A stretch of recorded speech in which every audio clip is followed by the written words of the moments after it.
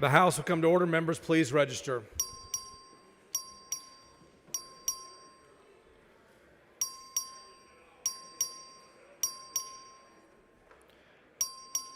Have all members registered?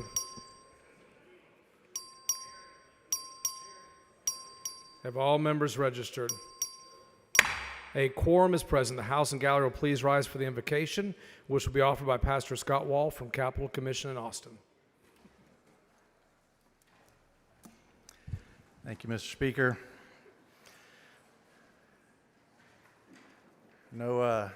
Last week was a challenging week for everyone, but God says in His Word that His mercies are new every morning, and I'm grateful for that. It's a new week. We're starting together. For us, it's a new week. I'd like to pray and ask God to show His mercy upon us and that we continue to show His mercy as well. So let's pray together. Heavenly Father, we do come before you with grateful hearts, mindful that your word does tell us that your love never ceases and your mercies never come to an end. They are new every morning, and you are ever faithful. So as this week begins for us, we ask for a fresh outpouring of your mercy over this chamber. May each member of this chamber step into this day not bound by yesterday's burdens, but renewed by your grace. Let old divisions give way to new understanding, and past mistakes become opportunities for wisdom. Breathe new vision, new compassion, new strength into their work. Remind them that today is a gift, another chance to serve the people of this great state. And may your mercy shape their decisions, their words, and their hearts, and may the work done here this week reflect your love and truth, bringing peace and prosperity to all in Texas. In Jesus' name we pray. Amen. The chair recognizes the Honorable Jeff Berry of Brazoria County to lead us in the pledges of allegiance to the United States and Texas flags. Thank you, Speaker. Members, please join me in the pledge to the United States flag. Pledge allegiance to the flag of the United States of America and to the republic for which it stands, one nation, under God, indivisible, with liberty and justice for all. And the Texas flag.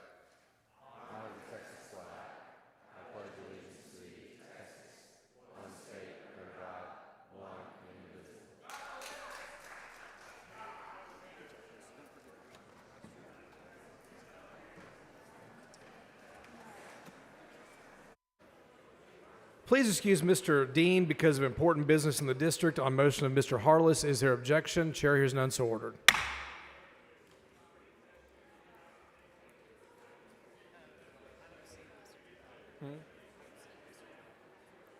Doctor of the day.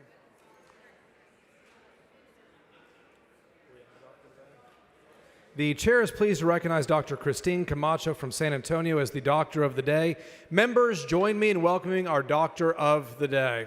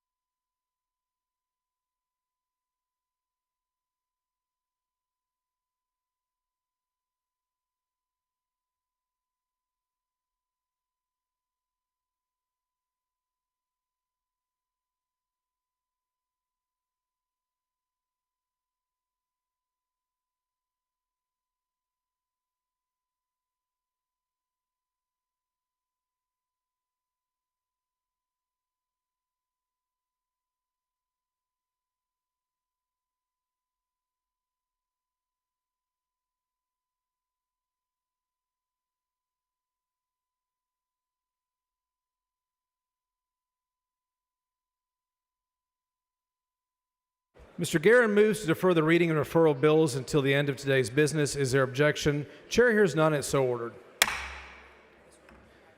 Mr. Patterson for a motion. Thank you, Mr. Speaker. Mr. Speaker, I move to set a local consent resolutions calendar for 9 a.m. Friday, April 25th, 2025. Members, is there objection? Chair hears none. So ordered. Mr. Patterson for a motion. Thank you, Mr. Speaker. Mr. Speaker, I move that the House grant permission for all committees and subcommittees to meet while the House is in session pursuant to their committee postings or recess motions.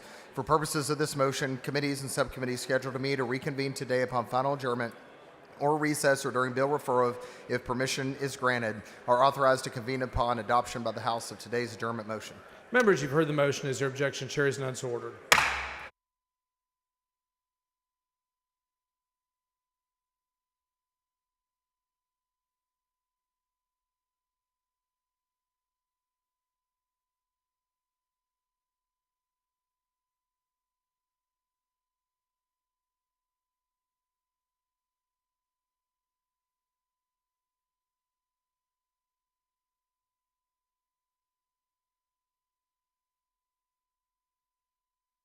Mr. King for a motion. Thank you, Mr. Speaker. I move to suspend the 5-day posting rule to permit the Committee on State Affairs in a public hearing on Wednesday, April 23rd, 2025 at 8 a.m. in room JHR 140 to consider SJR 40 by Birdwell, proposing a constitutional amendment regarding the powers of the governor, the legislature, and the Supreme Court following certain disasters or emergency declarations. Members, you've heard the motion. Is there objection? Chair is none. So ordered. Mr. Spiller for a motion.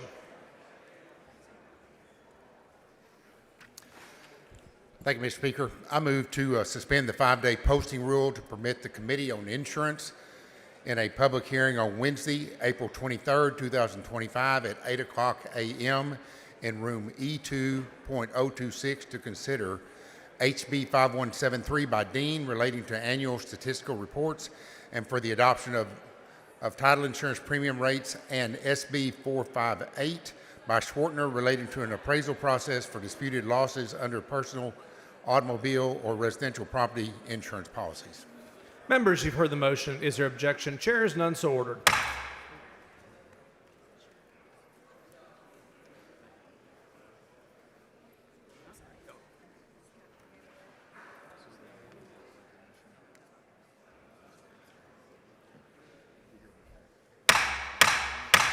Members, we have some announcements. Please make sure you take your conversations outside the rails.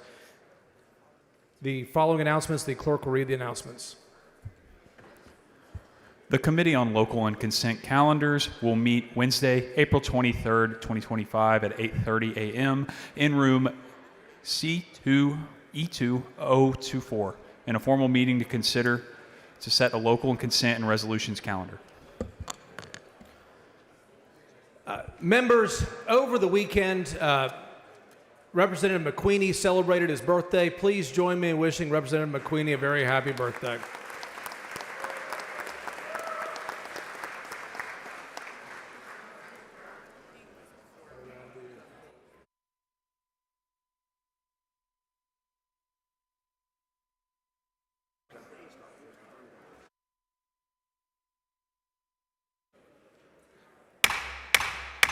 Members, please take your seats. We have a memorial recognition.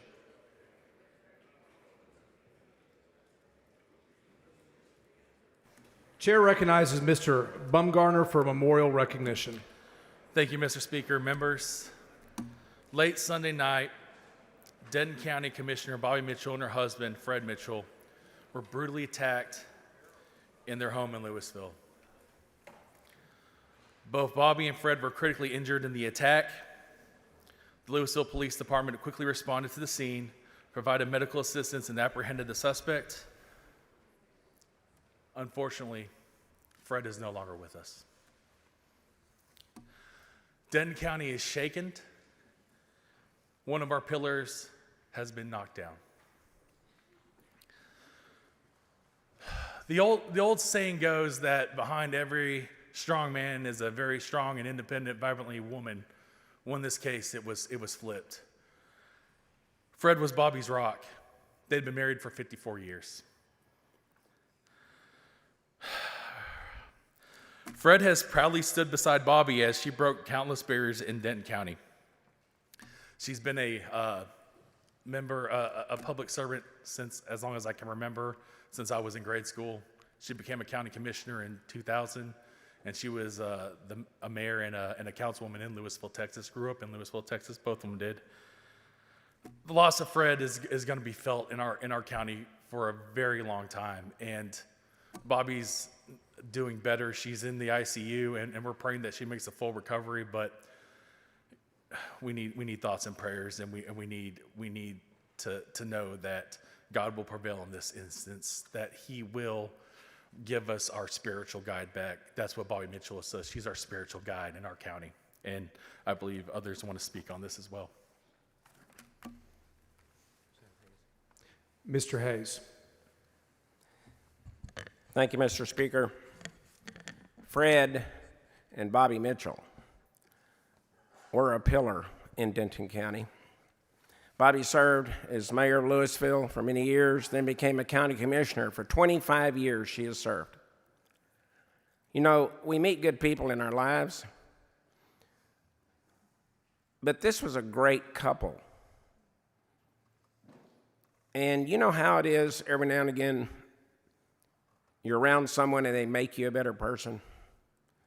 That's how Fred and Bobby Mitchell were. And it's because of their large heart, their love of God, their love of family, that they met this tragic event.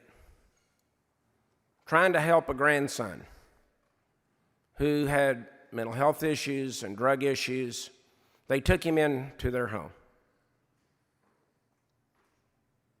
Something went wrong early Monday morning. And enraged, he attacked Fred. He attacked Bobby. And as you know, Fred did not make it. Bobby's heart was punctured. Extensive surgeries. She's recovering. She will recover. But as you go through your day-to-day, I ask you to think about those that are around you that make you a better person. Tell them thank you. Tell them that you love them. Thank you, Mr. Speaker. Chair recognizes Mr. Little. Thank you, Mr. Speaker. Members, for those of you who haven't had the chance to meet Ms. Mitchell, who is the first black female mayor of the city of Louisville, she is kind of a spiritual rock in our county, and basically every event I ever attended, she usually gives the invocation and gives it vibrantly. She is suffering on a number of fronts, as you can imagine, physically, spiritually, emotionally, also having to deal with the trauma of having your family torn apart and the complications that go along with that. And I'd just like to say a short prayer in her honor. And Lord Jesus, I just ask that you would give Ms. Mitchell and her family refuge in the shadow of your wings, Lord. I pray that she would feel your feathers, God. Lord, you are a mighty tower and a strong refuge. You are a good and loving God. And Lord, in the midst of this, Lord, when we don't know what to say, your Holy Spirit intercedes on our behalf with groanings too deep for words, is what your word says. I know that your word is very powerful and dominant in Bobby's life. Lord, I pray that you would make your compassion and your peace and your security known to her as she heals, Lord, and as we heal and grieve alongside her. Lord, you attend to our every need, and your word says, by your stripes we are healed, and we ask you to bring healing not only to Bobby, but to our county, in Jesus' name. Amen.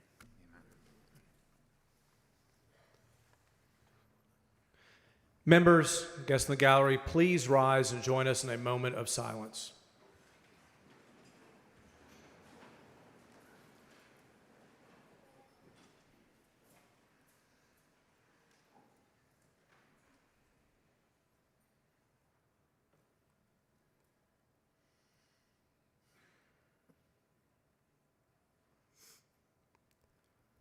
Thank you, members.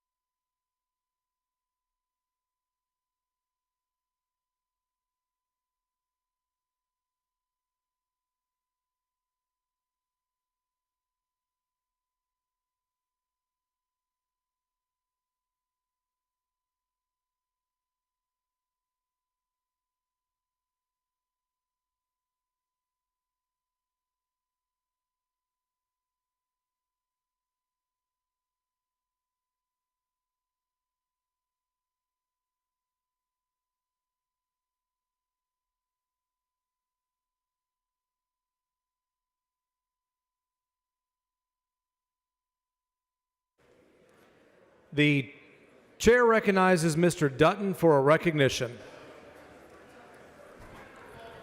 Thank you, Mr. Speaker. Houston is about 168 miles from Austin. There are several people, though, who got up early this morning, caught a bus, stopped at Buc-ee's, and now they're in the Capitol, and they're from my district. These are the leaders from my district who I just want for them to stand up. If you're from House District 142, I'd like to see you stand right now. Here's some of them on this side. They're coming into the into the gallery right now. And so I want to thank you all for being here. Thank you for what you do in my community. Thank you what you do for Houston.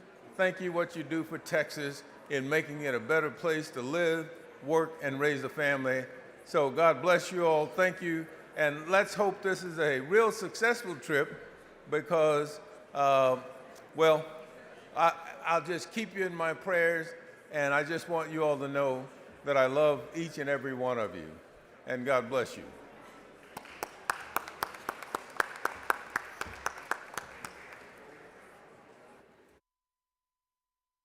Mr. Kitzman, for what purpose? Mr. Speaker, I'd ask that all the comments be reduced to writing on the tribute to the Mitchells, please. Members, you've heard the motion. Is there any objection? Chair is none, so ordered.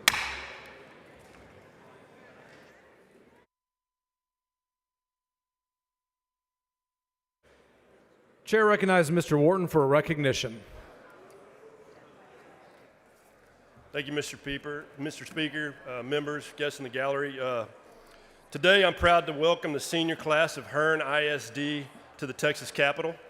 These students represent the future of Hearn and the broader District 12 community, and it's a privilege to recognize them on the floor. Please stand.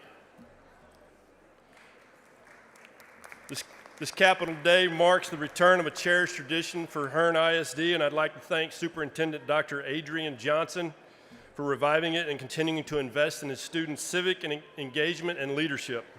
Please join me in welcoming the seniors of Hearn ISD to the Texas House of Representatives.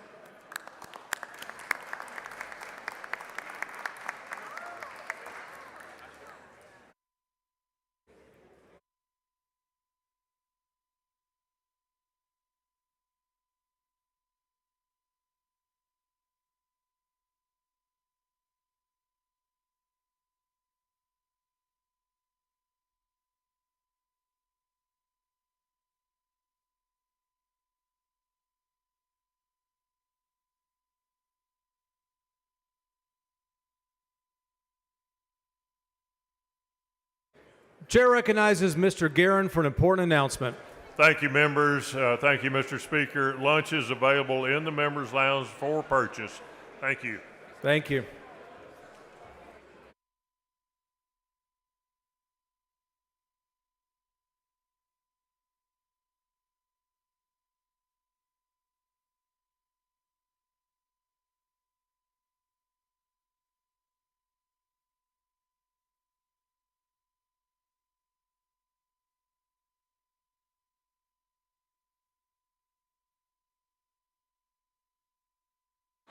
Chair recognizes Ms. Hull for a recognition.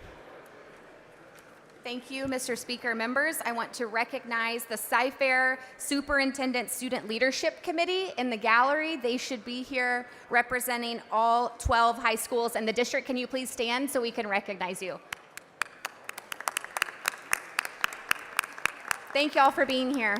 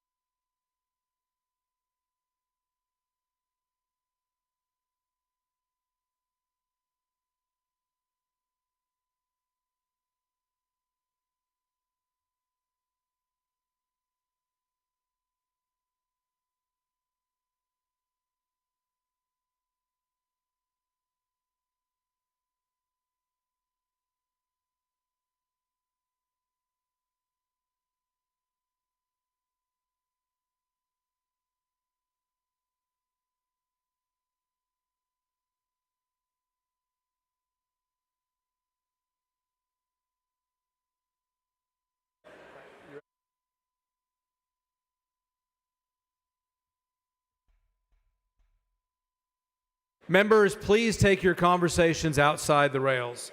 Chair lays out the following previously adopted resolution. The clerk will read the caption. HR number 758 by Guillen, recognizing April 22nd, 2025 as McMullen County Day at the state capitol. Chair recognizes Mr. Guillen.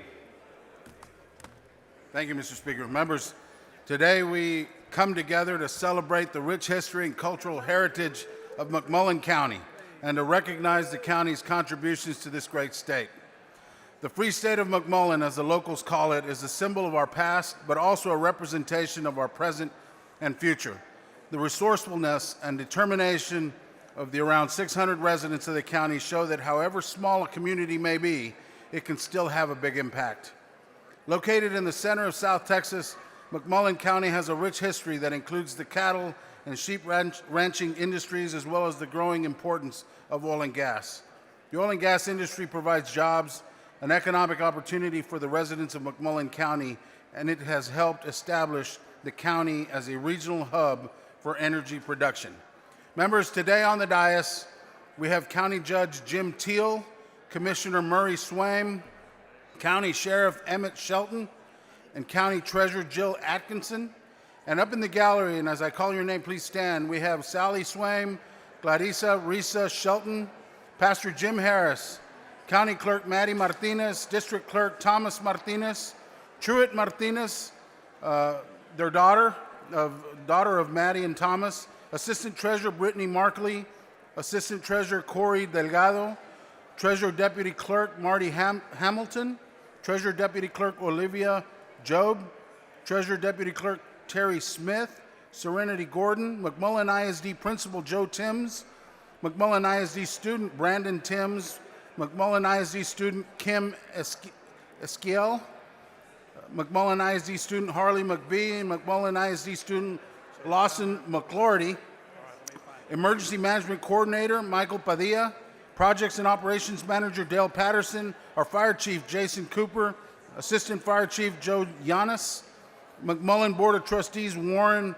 Wheeler, and McMullen County Consultant Yvette Utley. Members, please join me in welcoming our distinguished delegation from McMullen County to their house for McMullen County Day at the State Capitol with a big round of applause.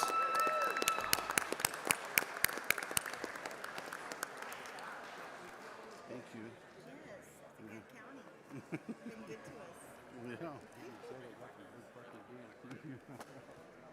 Did you talk about the deer?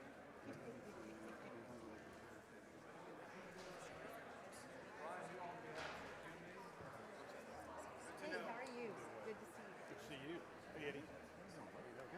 Nada, nada.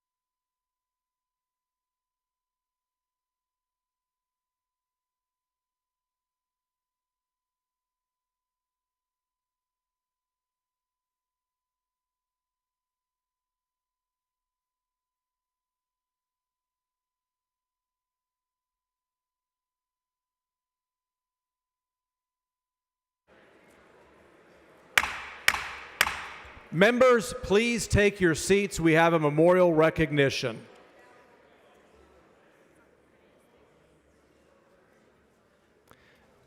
The chair recognizes Ms. Hinojosa for memorial recognition.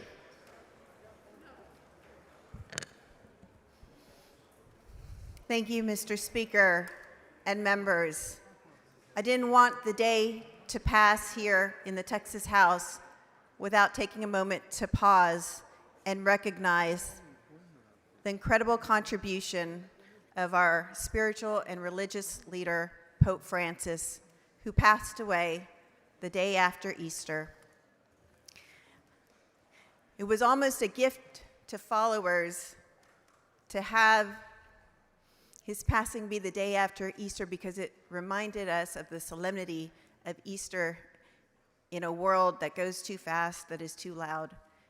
It made a lot of us pause to remember what really matters. He was a beloved Pope, Pope Francis.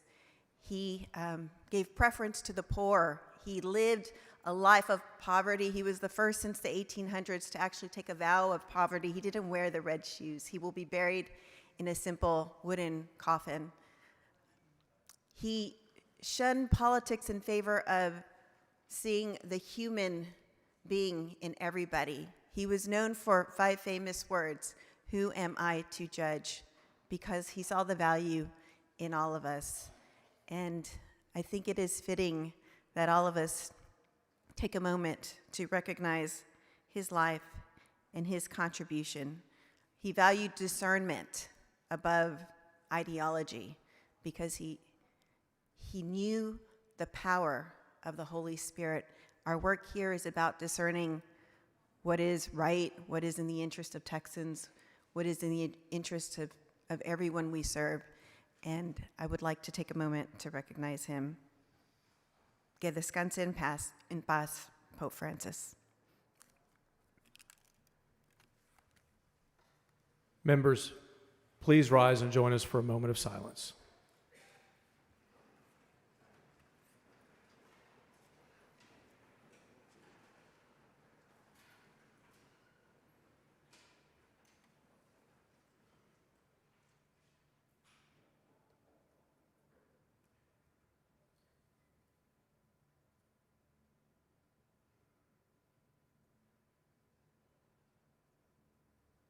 Thank you, members.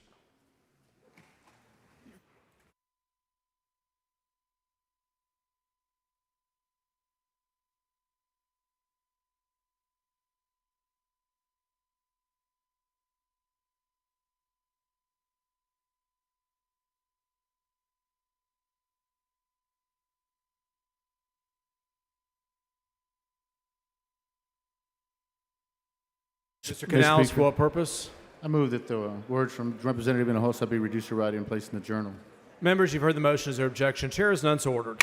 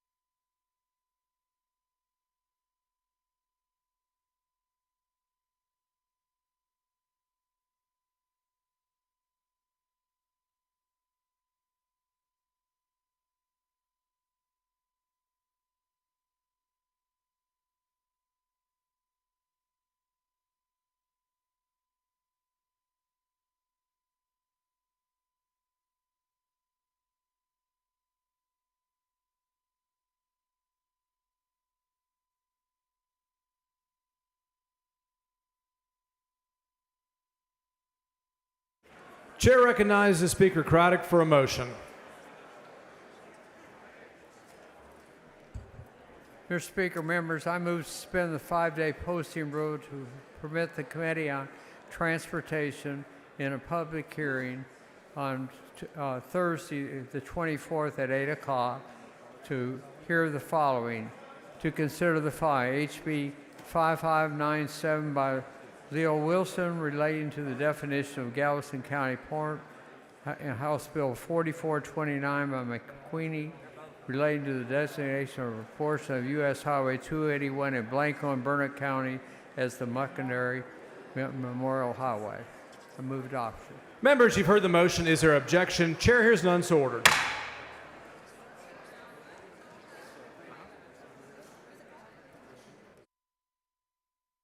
Chair recognizes Mr. Harris for a motion. Mr. Speaker, I move to suspend the 5-day posting rule to permit the Committee on Natural Resources to meet in a public hearing on Thursday, April 24th at 8 a.m. in room JHR 120 to consider SB 7 by Perry relating to the oversight and financing of certain water infrastructure matters under the jurisdiction of the Texas Water Development Board. Members, you've heard the motion. Is there objection? Chair hears none, so adopted.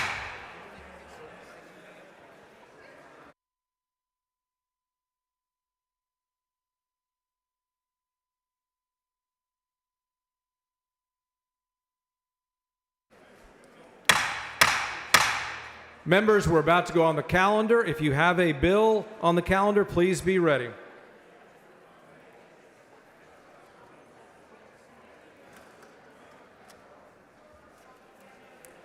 Chair lays out HJR 99 as a matter of postponed business on second reading. The clerk will read the resolution. HJR number 99 by Harris, proposing a constitutional amendment authorizing the legislature to exempt from ad valorem taxation tangible personal property consisting of animal feed held by the owner of the property for sale at retail. Chair recognizes Mr. Harris for a motion. Mr. Speaker, I move to postpone further consideration of HJR 99 until 10 a.m. Monday, April 28th. You've heard the motion. Is there objection? Chair is none. It's ordered. Chair lays out HB 1399 as a matter of postponed business on second reading. The clerk will read the bill. HB number 1399 by Harris, relating to an exemption from ad valorem taxation of tangible personal property consisting of animal feed held by the owner of the property for sale at retail. Chair recognizes Mr. Harris for a motion. Mr. Speaker, I move to postpone further consideration of HB 1399 until 10 a.m. Monday, April 28th. Members, you've heard the motion. Is there objection? Chair is none, so ordered.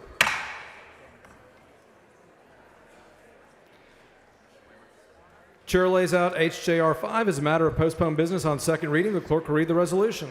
HJR number 5 by Lambert, proposing a constitutional amendment providing for the creation of funds to support the capital needs of educational programs offered by the Texas State Technical College System and repealing the limitation on the allocation to that system and its campuses of the annual appropriation of certain constitutionally dedicated funding for public institutions of higher education. Chair recognizes Mr. Lambert for a motion. Thank you, Mr. Speaker. Mr. Speaker, I move to postpone further consideration of HJR 5 until 10 a.m. Monday, April the 11th. Members, you've heard the motion. Is there objection? Chair is none, so ordered.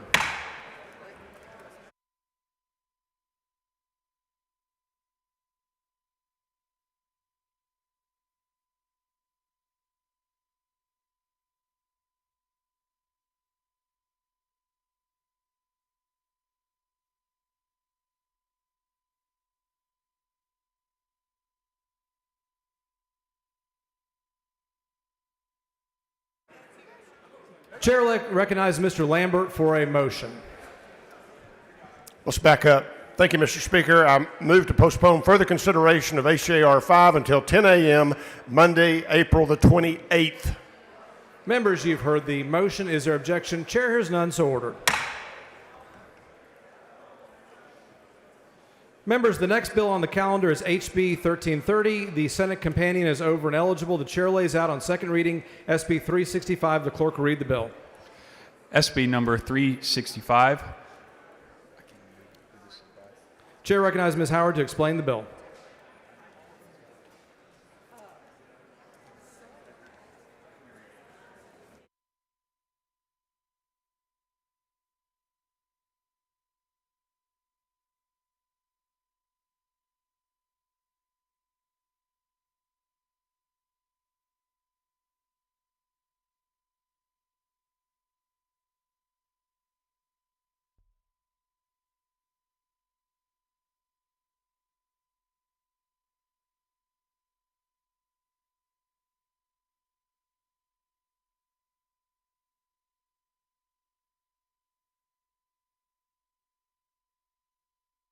Chair recognizes Ms. Howard.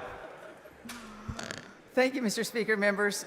We already have a situation where university students who start school maybe before they're prepared and they don't perform that well, they drop out of school, but as adults, they decide they want to come back in later and get a degree. And we want them to because this helps our workforce. Right now, it has to lapse 10 years before they can be forgiven for what they did in their early years. All this bill does is allow universities, it's an optional, allows them to go for 5 to 10 years and look back as an academic fresh start, letting these people redo their GPAs and start over again and come in and finish their degrees and get into the workforce. It's a really pretty simple thing that's just going to help us get more people out into the workforce, and I move passage. The question occurs on passage to third reading of SB 365. All those in favor say aye. All those opposed say nay. The ayes have it. SB 365 is passed to third reading. Ms. Howard moves to lay House Bill 1330 on the table, subject to call. Is there objection? Chair is none. The motion is adopted.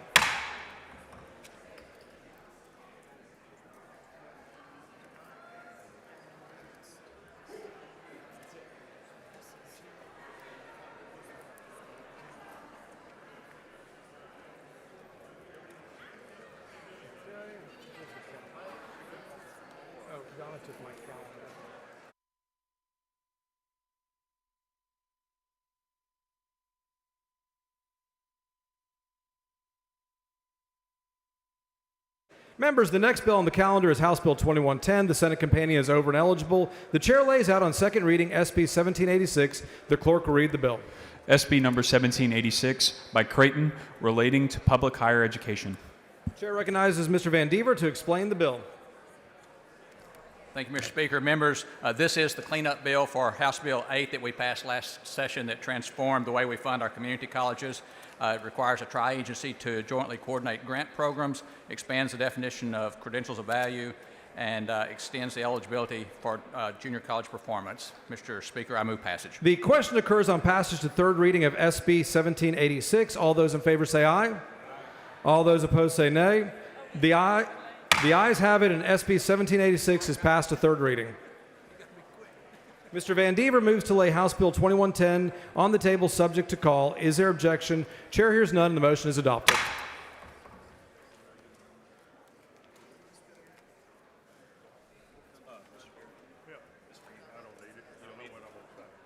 Chair lays out HJR 2 as a matter of postponed business on second reading. The clerk will read the resolution. HJR number 2 by Guerin, proposing a constitutional amendment prohibiting the legislature from imposing death taxes applicable to a decedent's property or the transfer of an estate, inheritance, legacy, succession, or gift. Chair recognizes Mr. Guerin for a motion. Thank you, Mr. Speaker. Members, I move to postpone HJR 2 to a time certain, Monday, April 28th at 10 a.m. Members, you've heard the motion. Is there objection? Chair hears none, so ordered. Mr. Moody, for what?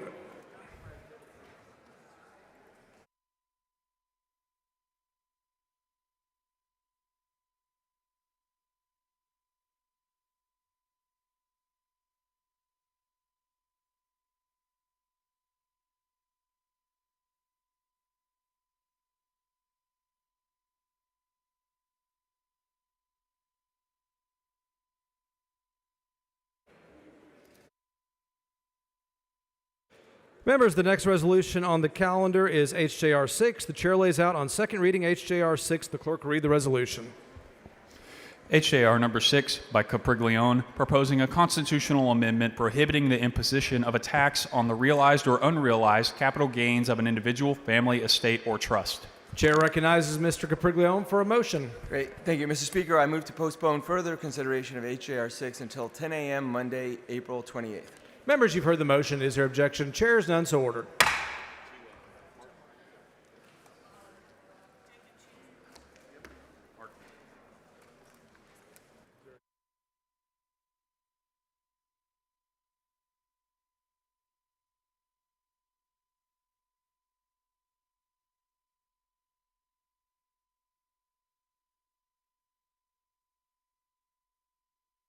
Chair lays out HB 1587 as a matter of postponed business on second reading. The clerk will read the bill. HB number 1587 by whole, relating to the sales tax exemption period for clothing, footwear, and certain school-related items. Chair recognizes Ms. Hull for a motion. Mr. Speaker, I move to postpone further consideration of HB 1587 until 10 a.m. Friday, April 25th. Members, you've heard the motion. Is there objection? Chair is none so ordered.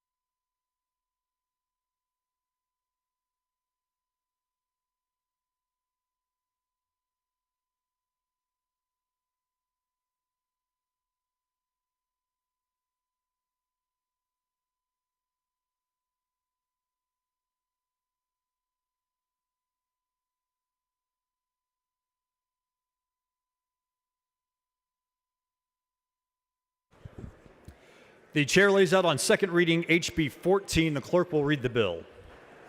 HB number 14 by Harris, relating to funding mechanisms within the Office of the Governor and Texas Public Utility Commission to support the deployment of advanced nuclear reactors in this state. The chair recognizes Mr. Harris to explain the bill.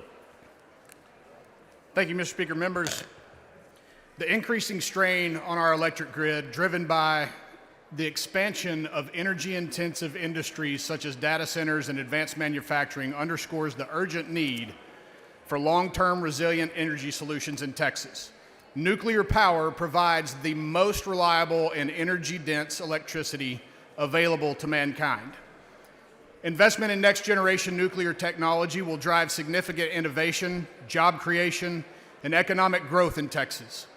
By passing the Texas Nuclear Deployment Act, Texas will become the epicenter of a national nuclear renaissance and will attract billions in private capital investment and create tens of thousands of high-wage jobs for Texans up and down the nuclear value chain, from uranium mining and enrichment to technology development to advanced manufacturing. Investment in nuclear technology has now become a strategic and moral imperative for our country. The global race for energy dominance is not just an economic competition. It is a geopolitical contest with immense national security implications. The United States cannot afford to cede leadership in nuclear energy to China, which is aggressively expanding not only its domestic nuclear footprint, but in the developing world as well. And Russia exports more uranium than any other country on Earth. House Bill 14 will help ensure that America dictates the future of energy security and technological leadership, not our adversaries. In doing so, we will position Texas as not only the national leader, but a worldwide leader in nuclear energy. House Bill 14 provides the framework to accomplish this by establishing the Texas Nuclear Deployment Office, housed within the Office of the Governor. This office will oversee nuclear energy projects and provide regulatory and permitting guidance and assistance, which will help fast-track reactor deployments by working hand-in-hand with nuclear companies and the federal regulators. The bill also establishes a tiered funding mechanism that incentivizes the actual deployment of nuclear projects throughout the development of each project. Finally, House Bill 14 directs the Higher Education Coordinating Board to develop training programs to preemptively address gaps in skilled trade and labor in the advanced nuclear sector to ensure that Texas workforce is ready to meet the immense opportunity created by this investment. This bill is not just energy policy. Mr. Bryant, for what purpose? This bill is not just an energy policy. It is a strategic imperative for Texas and the nation. By embracing nuclear energy, we guarantee a stable grid, foster immense economic growth, and secure our geopolitical standing in the world where we are losing ground by the day. The time is now, and Texas must lead. Mr. Speaker. Mr. Bryant, for what purpose? Will the gentleman yield for questions? Does the gentleman yield for questions? Happy to. Gentleman yields. Mr. Harris, I think there are some arguments for nuclear power. I don't want to stand here as necessarily an opponent of them, but there are questions that I think we're obligated to answer if we're going to go forward. And the first one, of course, is where are you going to store the nuclear waste from a proliferation of nuclear plants? Well, I think that whole discussion around nuclear waste is one that is properly held within the federal government. That's who has the most regulatory authority right now over nuclear waste. The way it's handled currently, any nuclear waste byproduct at our current facilities is stored on site until the federal government takes it over. Right. And so this bill is about getting nuclear reactors constructed and deployed throughout the state. And I think if we wanted to address the fuel storage side, that should be done in a separate bill on its own. But as of now, that nuclear waste will be stored on site wherever these plants are built. Is that correct? That's correct. And if you look at certain advanced nuclear reactor types, some of these are going to operate on fuel that is already nuclear waste or spent fuel at another site. We'll bring it in and we'll use that as fuel to completely deplete that fuel source. So some of these are going to have almost no to very, very little nuclear waste to store at all. Well, who will decide where each of these plants is allowed to be located? That's primarily going to be with the federal government. The NRC has the authority to permit both the site and the construction of every nuclear reactor. And that would be the case with regard to all of the ones that would be developed as a result of this bill? That's right. We're not creating any new permitting authority in the state of Texas. The state of Texas can't go in and say, all right, we approve you for this site, but the federal government doesn't, so go ahead and build it. That's not what we're doing in this bill. Okay, now, your bill provides a grant of, I think, is it $200 million? That's in Tier 2, up to $200 million. All right. And those are not loans, those are grants, is Correct. that correct? And those grants will go to a profit-making entity, is that correct? That's correct. Is there some reason why you're not asking them to repay the grant? Well, I think that in order to really incentivize this, we're in a race right now with China and Russia and other countries. China's building right now 22 new reactors. And we can't wait on the federal government to spur this along. It's up to the state of Texas to signal to the world that we're ready to lead. And I think the quickest way to do that is through a reimbursement grant program with protections around it that if these companies don't hit key milestones, then those grants are completely clawed back and they've got to be repaid to the state of Texas. Well, I think our interest at the state level is in what happens with regard to our own power needs, which are growing rapidly. So logically, one would assume that your bill is going to add to the power available in the grid. But as I read it, and correct me if I'm wrong, you do not require that the power generated by our gift of $200 million to a private entity be delivered into the grid. They can keep it for their own use. Is that correct? For tiers 1 and 2, that's correct. For tier 3 on the completion bonus side, those do have to be attributed to the grid, electrons on the grid. Okay, can you tell me about these tiers? What does that mean? I'm sorry, could you repeat that question? Can you, Mr. Speaker, could we have order? Members, please take your conversations outside the rail so that we can hear the conversation on the floor. You said that with regard to tier 1 and 2, recipients of these grants of $200 million that don't have to be repaid would not have to deliver the electricity they produce into the grid for everybody's use. They can keep it for their own use. Is that correct? That's not a requirement, and it's also not specific to nuclear reactors for tier 1 and tier 2. We've got advanced technology manufacturers, different supply chain leads that also qualify for tiers 1 and 2. That's why this is such a huge economic impact and boon for the state of Texas, because we're including all of these projects in that. Well, if you could just answer my question directly, these tier 1 and 2 recipients of a $200 million grant are not going to have to deliver their electricity into the grid for the use of all Texans, are they? It's not a requirement, that's correct. And not all of Texas operates off of the ERCOT grid as well. So I'm sure there will be some reactors going in outside of ERCOT.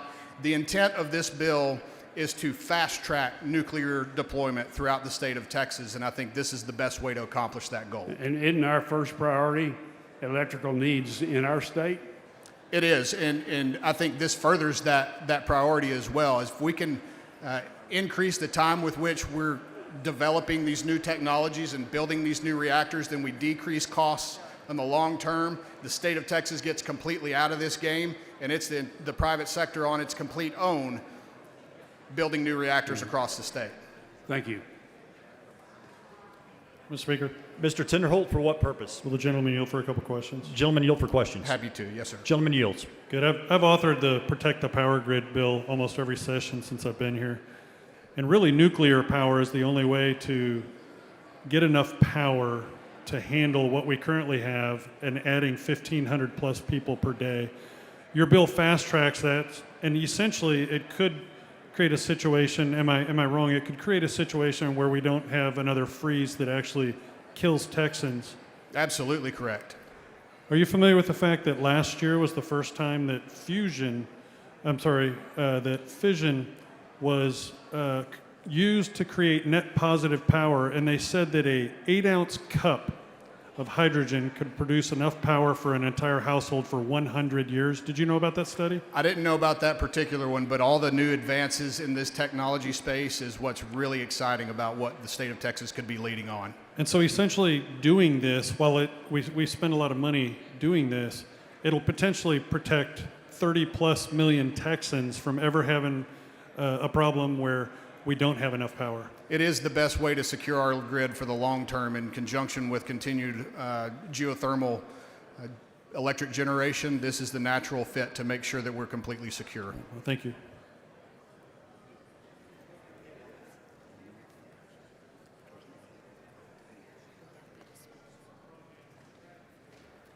The following amendment, the clerk will read the amendment. Amendment by Zwiener. Chair recognizes Ms. Wiener to explain the amendment. Thank you, Mr. Speaker, members, and thank you in particular to Chairman Harris for working with me on this amendment. Members, this amendment simply adds to some of the criteria that the office will consider when awarding grants to include things like water resources and support from elected officials. This amendment is acceptable to the author, and I move adoption.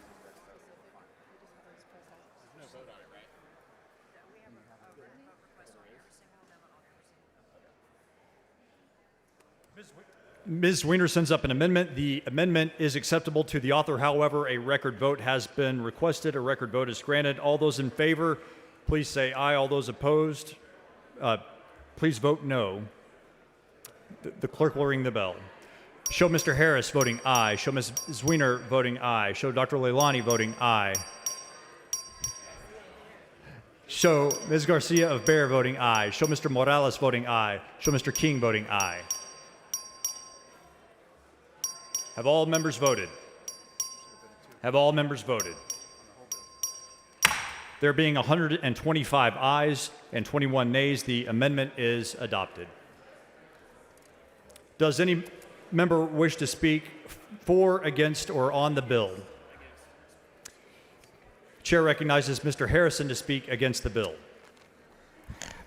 Thank you, Mr. Speaker. Members, apparently this body needs to be reminded that the solution to every the solution to every problem, real or perceived, is not to create a new government program, a new government bureau, or a new government agency.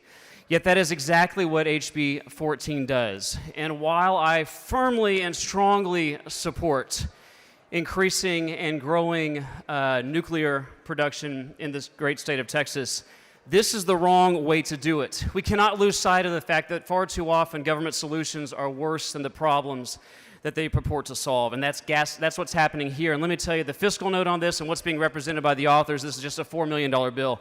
That is pure gaslighting. This bill will cost almost $1 billion of taxpayer money this biennium because it was put as a contingency into HB 500. So this is going to cost a ton of our constituents' tax money at a time when we should be cutting government and returning money back to them in the form of property tax relief. Worse, the way is which this bill would spend money. It's not going to do it through appropriations, but it's going to continue off the books accounting through funding constitutionally dedicated funds that allow us to skirt the constitutional spending limit. So this, again, burns through more of the surplus. It creates more government. It creates more bureaucracy. It adds more bureaucrats. And guys, this is pure crony corporatism and corporate welfare. So I strongly oppose this. We have got to stop growing government. Thank you. Mr. Speaker. Mr. Lambert, for what Would the purpose? gentleman yield? Does the gentleman yield for questions? The gentleman yields. Sure. Representative Harrison, are you aware that there are small modular reactors being constructed now that might be able to produce medical isotopes that would give us the advantage in trying to cure cancer? I am aware that there are all types of potential benefits from nuclear, and I fully support them. And there are also small modular reactors that are being constructed at the present time that would also maybe provide a way to desalinate water? And I fully support these efforts, but we should be doing it through reduced regulations and reduced taxes, Thank not you, through Mr. putting Harrison. my constituents' money at risk. Is that all he's got? All right, ladies and gentlemen, stop growing government. Join me in voting no. Chair recognizes Mr. Harris to close on the bill. Thank you, Mr. Speaker. Members, I want to make it very clear that we are in a race with both our adversaries and people across the rest of the world to determine who is going to be the leaders on supplying energy for AI, who's going to lead on AI development and who's going to capture that technology, and who's going to lead on nuclear technology all by itself. I don't know about you, but I don't want to be second or third to China. I want Texas to be number one. I want Texas to be the leader in nuclear. So, Mr. Speaker, I move passage. The question occurs on the passage to engrossment of HB 14. All those in favor say aye. All those opposed say nay. The ayes have it, and HB 14 is passed to engrossment.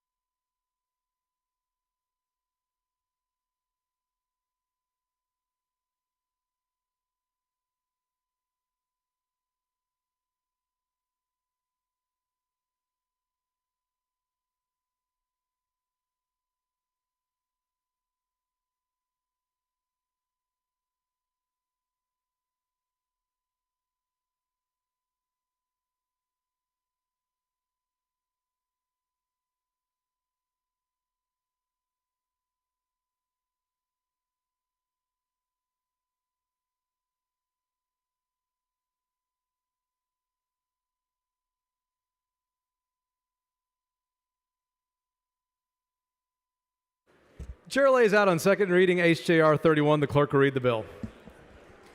HJR number 31 by Guillen, proposing a constitutional amendment authorizing the legislature to define certain terms for purposes of the exemption from ad valorem taxation of farm products in the hands of the producer. The chair recognizes Mr. Guillen for a motion.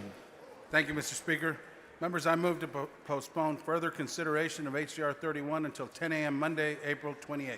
Members, you've heard the motion. Is there objection? Chair is none so ordered.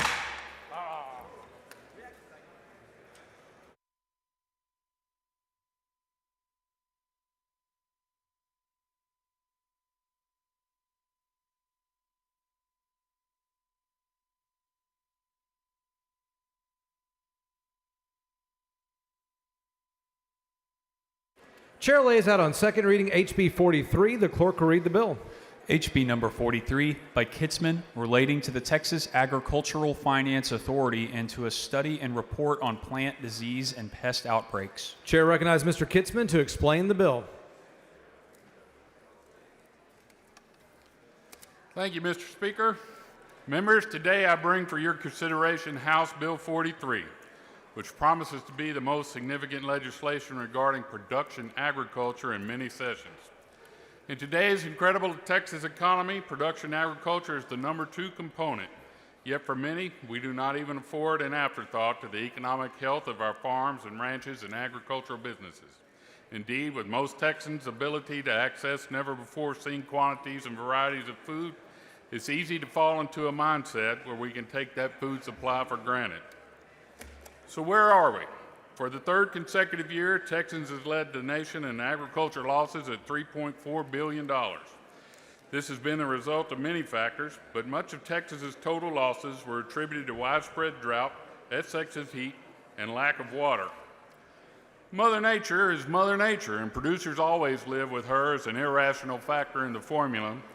but when coupled with supply chain issues, inflation, rising cost of other inputs, the high average of actual producers, and the competition for land use, Texas agriculture is in crisis. As far as today, we have the opportunity to bring this gap in Texas production agriculture further in developing two programs run by the current Agriculture and Finance Authority, the Agriculture Program and the Interest Rate Reduction Program. Currently, the Young Farmer Grant Program provides a dollar-for-dollar matching grants for producers from 18 to 46. House Bill 43 aims to extend the grant limit to $500,000 and lower the required matching funds to 10%. Without eliminating the important emphasis on young farmers, the bill also removes the age range. As far as the interest rate reduction program, there are a few major changes. It strikes the age requirements, and Ms. T says I need to move passage, Mr. Chairman, or Mr. Speaker. So with that, I move passage. Thank you for your kind consideration. Members, the question occurs on passage to engrossment of HB 43. A record vote has been requested. The clerk will ring the bell. Show Mr. Kitzman voting aye, Mr. Romero voting aye. Mr. Tinderholt voting nay. Mr. King of Hemphill voting aye. Have all members voted? Have all members voted? There being 131 ayes and 13 nays, House Bill 43 is passed to engrossment.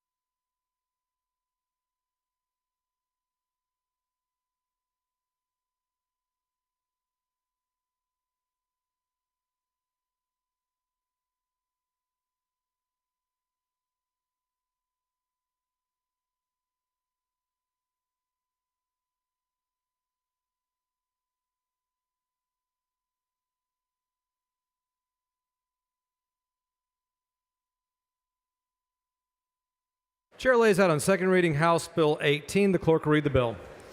HB number 18 by Van Dever, relating to the establishment and administration of certain programs and services providing health care services to rural counties. Chair recognizes Mr. Van Dever for a motion. Thank you, Mr. Speaker. Members, I move to postpone further consideration of HB 18 until 1 p.m. today. Members, you've heard the motion. Is there objection? Chair is none, so ordered.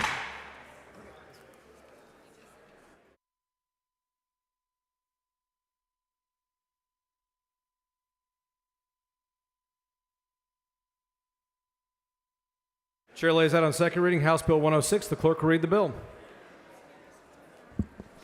HB number 106 by King, relating to the maintenance of certain improvements associated with oil and gas development and production, authorizing an administrative penalty. Chair recognizes Mr. King for a motion. Thank you, Mr. Speaker. I move to postpone further consideration of House Bill 106 to 10 a.m. April 23rd. Members, you've heard the motion. Is there objection? Chair is none, so ordered.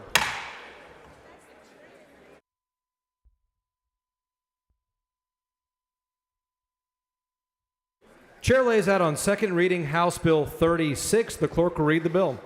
HB number 36 by Bowers, relating to the monitoring of certain family violence offenders, the provision of resources for family violence victims, and the collection of information about conditions of bond imposed in family violence cases and certain other criminal cases. The chair recognizes Ms. Bowers to explain the bill.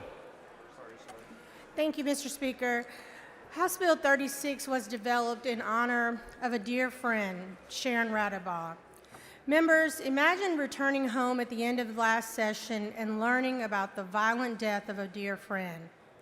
Sharon's murder in June of 2023 made headlines nationwide, primarily due to the ages of those involved. Domestic violence knows no boundaries. It affects everyone, either directly or indirectly. According to the police, the motive for the crime was related to a new relationship that Radabaugh was involved in. An ex-partner confessed to the crime, but a twist in the case ultimately revealed the murderer to be incompetent to stand trial. House Bill 36 is a step toward justice for the Radabaugh family and for so many. HB 36 requires the use of global positioning monitoring systems, GPMS tracking for certain domestic violence offenders, and it would require magistrates to order GPS monitoring as a condition of bond release for defendants who pose a continuing threat to victims of family violence. HB 36 represents a necessary change. Victims are currently struggling to access vital services, including shelter, counseling, legal representation, and other forms of assistance. This fragmented support system can leave victims isolated, living in fear, and lacking clear pathways to safety. HB 36 is a move forward, and with that, Mr. Speaker, I move passage. Members, the question occurs on House Bill 36. A record vote has been requested. The clerk will ring the bell. Show Ms. Hull voting aye, Ms. Bowers voting aye, Ms. Simmons voting aye, Mr. King of Hemphill voting aye, Mr. Ashby voting aye. Have all members voted? Have all members voted? Mr. Capriglione voting aye. Have all members voted? There being 147 ayes and 0 nays, House Bill 36 is passed to engrossment.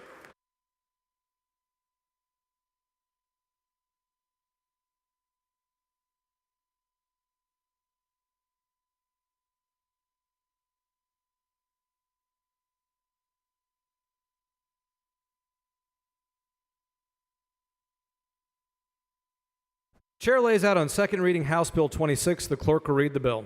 HB number 26 by Hull, relating to requiring contracts with Medicaid managed care organizations to permit the organizations to offer nutrition, counseling, and instruction services in lieu of other state Medicaid plan services.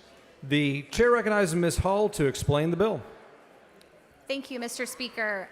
Members, House Bill 26 aims to make Texas healthy again by allowing nutritional counseling to be offered in lieu of other health services to Medicaid recipients. These services would be cost neutral to the state and help Texans manage their nutrition to improve health outcomes for generations to come. I have a perfecting amendment. The following amendment, the clerk will read the amendment. Amendment by Hull. Chair recognizes Ms. Hull to explain her amendment. This amendment clarifies that nutrition services may be offered for a limited period of time in tandem with nutritional counseling. I move adoption. Ms. Hull sends of the amendment is acceptable to the author. A record vote has been requested. The clerk will ring the bell. Mr. Alverson voting aye, Ms. Hull voting aye, Mr. McQueenie voting aye, Mr. Wilson voting aye. Have all members voted? Have all members voted? Mr. King of Hemphill voting aye. Have all members voted? There being 139 ayes and 8 nays, the amendment is adopted. Chair recognizes Ms. Hall. I move passage. The question occurs on passage to engrossment of House Bill 26. A record vote has been requested. The clerk will ring the bell. Show Ms. Hull voting aye, Mr. Alverson voting aye, Mr. McQueenie voting aye, Mr. King of Hemphill voting aye. Have all members voted? Have all members voted? There being 138 ayes and 9 nays, House Bill 26 is passed to engrossment.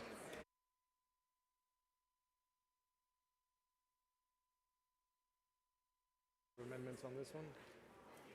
Whose is it? Okay. Chair lays out on second reading House Bill 149. The clerk will read the bill. HB number 149 by Capriglione, relating to the regulation of the use of artificial intelligence systems in this state, providing civil penalties. The chair recognizes Mr. Capriglione to explain his bill. Thank you, Mr. Speaker and members. Artificial intelligence is rapidly reshaping how we live, work, and interact with our world. While this technology offers great promise, it also brings with it serious risks that can harm consumers, compromise privacy, and erode public trust. House Bill 149 establishes a comprehensive framework to ensure AI is developed and deployed responsibly in Texas. This legislation is a product of extensive stakeholder engagement and months of research. It avoids the common trap of overregulating the technical inputs of artificial intelligence and instead focusing on outcomes, what AI systems can and cannot do. It sets clear guardrails to prevent misuse while allowing innovation to thrive. With HB 149, we're striking a necessary balance, protecting consumers while supporting Texas innovators. Mr. Speaker, Mr. Frank, for what purpose?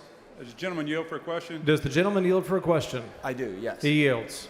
You know, if nobody's back here, you're supposed to move passage, but I have a question for you. Mr. Representative Capriglione, Chairman, did you write that layout or did someone else write that layout for you? We could have used ChatGPT, but my staff did a great job writing this particular Your one. staff did a great job, or AI wrote that layout? We're still human first in my office. All right, thank you. All right, thank you, Mr. Speaker. I move passage. Oh, no, I don't. Hold on. Okay. The following amendment, the clerk will read the amendment. All right, so it turns out... Amendment by Capriglione. The chair recognizes Mr. Capriglione for a second reading amendment. Okay. Wait till tomorrow. I still need that. Ms. Sweeter, for what purpose? Okay. I raise a point of order that Representative Capriglione is only allowed to offer amendments on third reading. Okay. Bring your point of order down. Okay. All right, Mr. Capriglione, his second reading amendment. Okay. I have a second reading amendment. And what this does is it makes sure that we provide constitutional protection, saying that a person may not develop or deploy an AI system with the sole intent for the AI system to infringe on our individual rights guaranteed under the U.S. Constitution.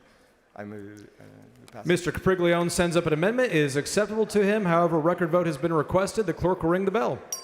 Show Mr. Capriglione voting aye. Have all members voted? Mr. King of Hemphill voting aye. Have all members voted? Have all members voted? There being 147 ayes and 0 nays, the amendment is adopted. Chair recognizes Mr. Capriglione to close on his bill. All right. I think I've proven why computers are better than humans. Mr. Speaker, I move passage. The question occurs on passage to engrossment of House Bill 149. A record vote has been requested. The clerk will ring the bell. Show Mr. Capriglione voting aye. Have all, Mr. King of Hemphill voting aye. Have all members voted? Show Mr. Wilson voting aye.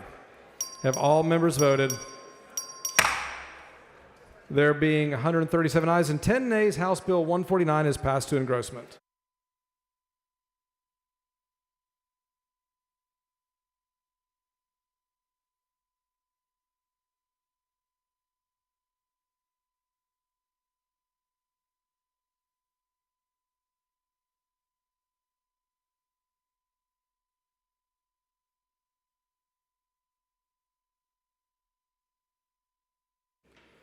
Chair lays out on second reading House Bill 121. The clerk will read the bill. HB number 121 by King, relating to measures for ensuring public school safety, including the commissioning of peace officers by the Texas Education Agency, public school safety and security requirements, and the provision of safety-related resources. Chair recognizes Mr. King to explain the bill. Thank you, Mr. Speaker and members. During the 88th legislative session, the legislature passed House Bill 3 to enhance school safety and security across the state. Following its implementation, several areas of improvement were identified, and House Bill 120 1 seeks to address those concerns. First of all, it expands the definition of peace officers to include private school peace officers, fire marshals, and permanent peace officer licenses, Alamo complex officers, and TEA peace officers, allowing school districts a good cause exception to the armed security officer requirement to apply for up to 5 years with an option to reapply. It permits TEA to employ peace officers specifically to enforce rules related to the protections of buildings and grounds. This ensures TEA has staff knowledgeable in law enforcement that can act as reliable points of contact, improving coordination between schools and law enforcement. It ensures district's multi-hazard emergency plan includes provisions for safety of students during extracurricular activities, and it requires the TEA to report to the legislature with recommendations and potential corrective actions. I do believe there is an amendment.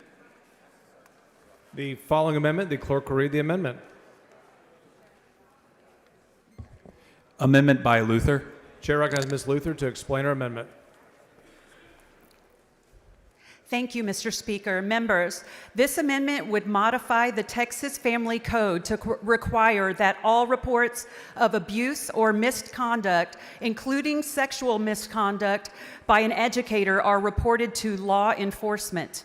Currently, Chapter 22 of the Texas Education Code requires that reports of abuse and misconduct by school employees is reported in the same manner as abuse under Chapter 261 of the Texas Family Code.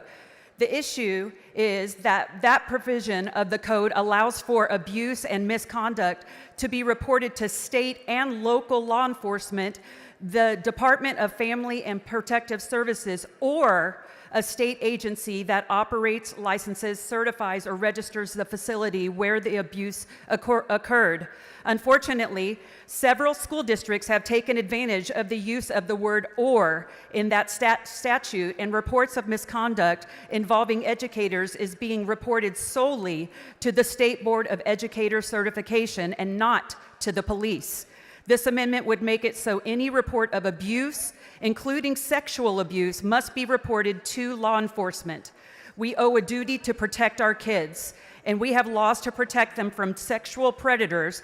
We should not have a system that allows for pedophiles to avoid jail time for horrific crimes. Good one. For what purpose? I just would like to ask a question. Does gentlelady yield for questions? I do. Gentlelady yields for questions. All right, I apologize. I was going to ask a question on the main bill, and so I haven't had a chance to look at your amendment to the bill. It sounds like right now in code it requires the school district to report sexual abuse to TEA, but not to law enforcement, and so your amendment would simply say you also have to report it to law enforcement?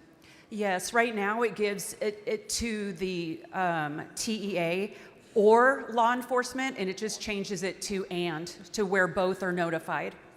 So in current law, does TEA not have to report to law enforcement? It is not always reported. Okay. So just what brought about this particular amendment? Well, it's actually a bill that I filed, and when I saw Mr. King's bill, it fits perfectly into his bill. Okay, I appreciate you answering the question. Yes, ma'am. Mr. Speaker. Ms. Chasline, for what purpose? Would the gentlelady yield for some questions? Does the gentlelady yield for questions? Yes. The gentlelady yields for questions. All right, Representative Luther, how many complaints of teacher misconduct have been filed with the TEA? Between 2019 and 2023, the numbers have doubled from 1,265 to 2,295. The number has increased so much that the TEA is requesting an extra 17 million just to handle the growing volume. All these cases are not being reported to law enforcement. Wow. So what are some of the offenses that are included in these complaints? It includes everything from simple violence to sexual misconduct between a teacher and a student. For example, according to openrecords.org, Dallas alone has 115 reports of teachers engaging in sexual misconduct with students.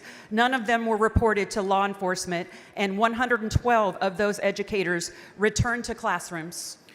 And why is this needed if we've been seeing massive amounts of news coverage of teachers who have been arrested and fired? Those cases are most often because the parents of the child found out and reported to law enforcement directly, or to be more direct, because the school didn't have a choice in the matter. Well, I love this amendment. I can't wait to vote yes, and I would encourage all my colleagues to do the same. Thank you. Mr. Leach, for what purpose? Mr. Speaker, will the gentlelady yield for The questions? gentlelady for questions. I will. Shields. Thank you, Representative Luther. I love the intent of your amendment. This is necessary, and I laud you for bringing it. I want to clarify. So your amendment would require a report to be made to, is it just a local law enforcement agency? Which agency is it? It would be local law enforcement, yes. Okay, so in the instance of, let's say, Dallas ISD, which you just referenced, so if something happens at a Dallas ISD school, the report would be made to would it be the Dallas Police Department? The amendment actually states it would be made to a local or state law enforcement agency. Okay, one of the concerns I have, and my question is going to be, are you willing to work with me on this, is, again, I laud the intent of your amendment. One of the concerns that we've heard in testimony in the Public Education Committee is that in some instances, in fact, in many instances, especially in bigger school districts, the reports are made to the school district's police department, which is a major problem when you are reporting internally within an organization.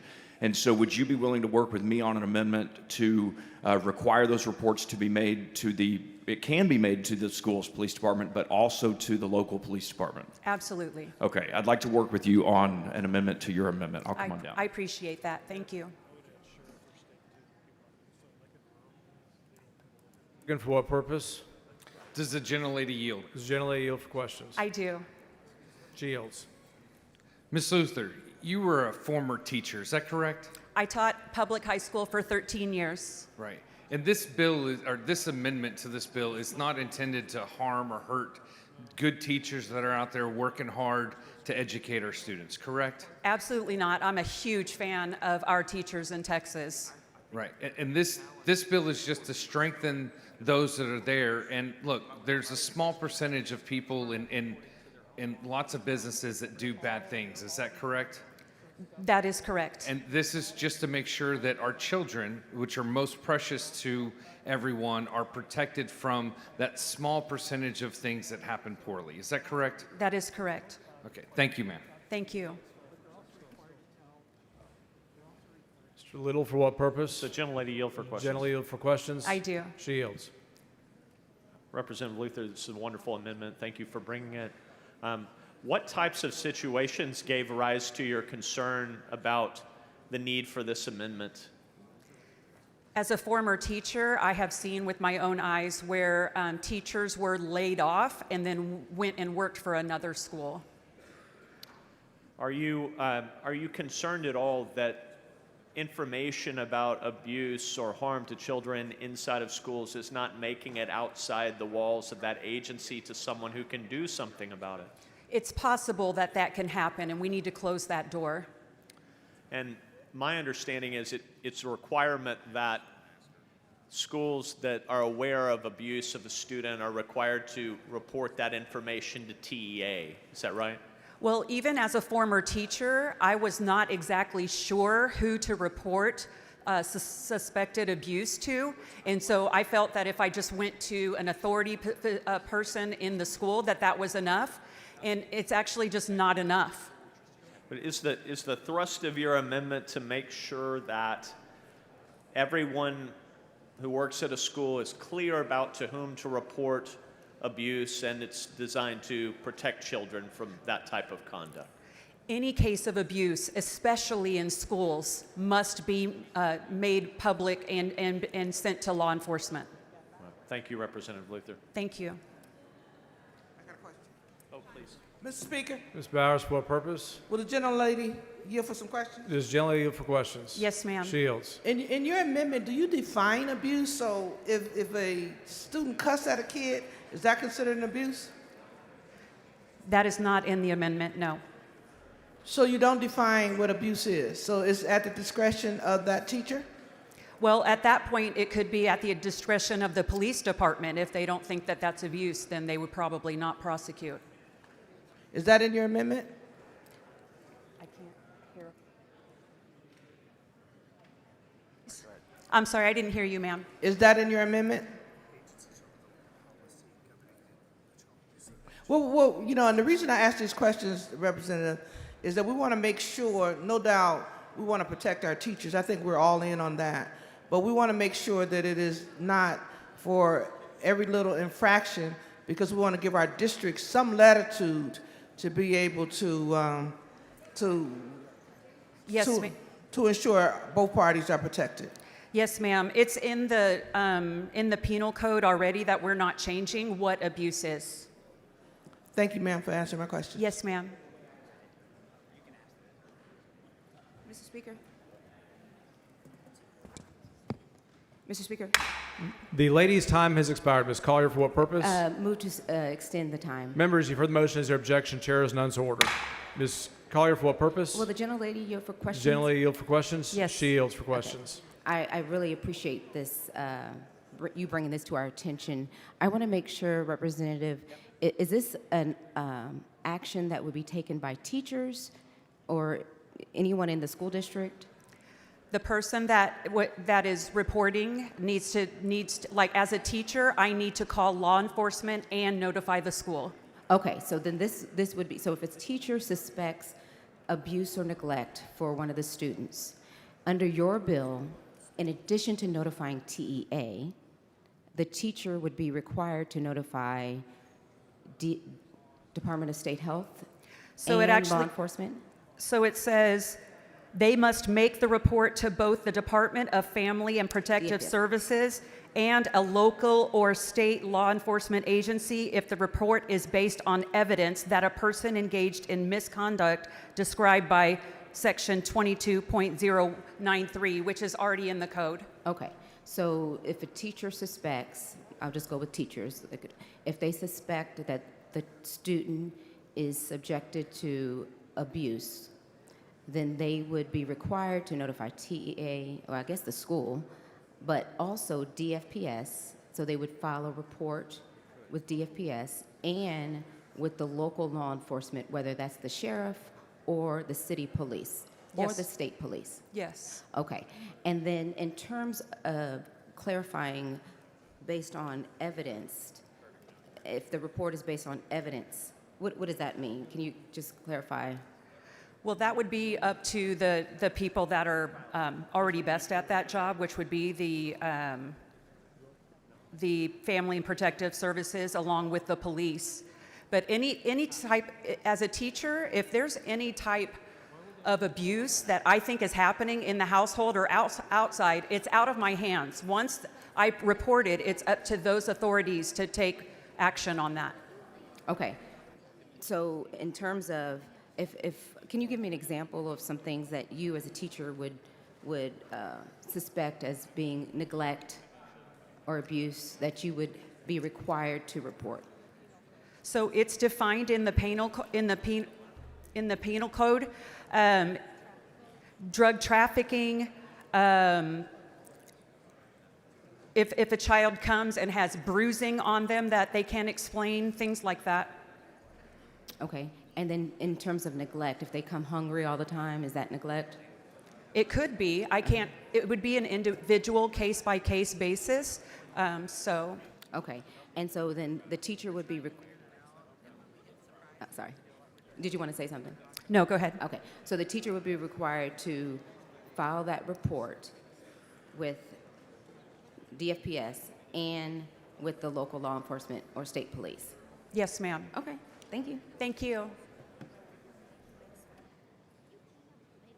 But I move adoption and request a record vote, please. The following amendment to the amendment, the clerk will read the amendment to the amendment by Mr. Toth.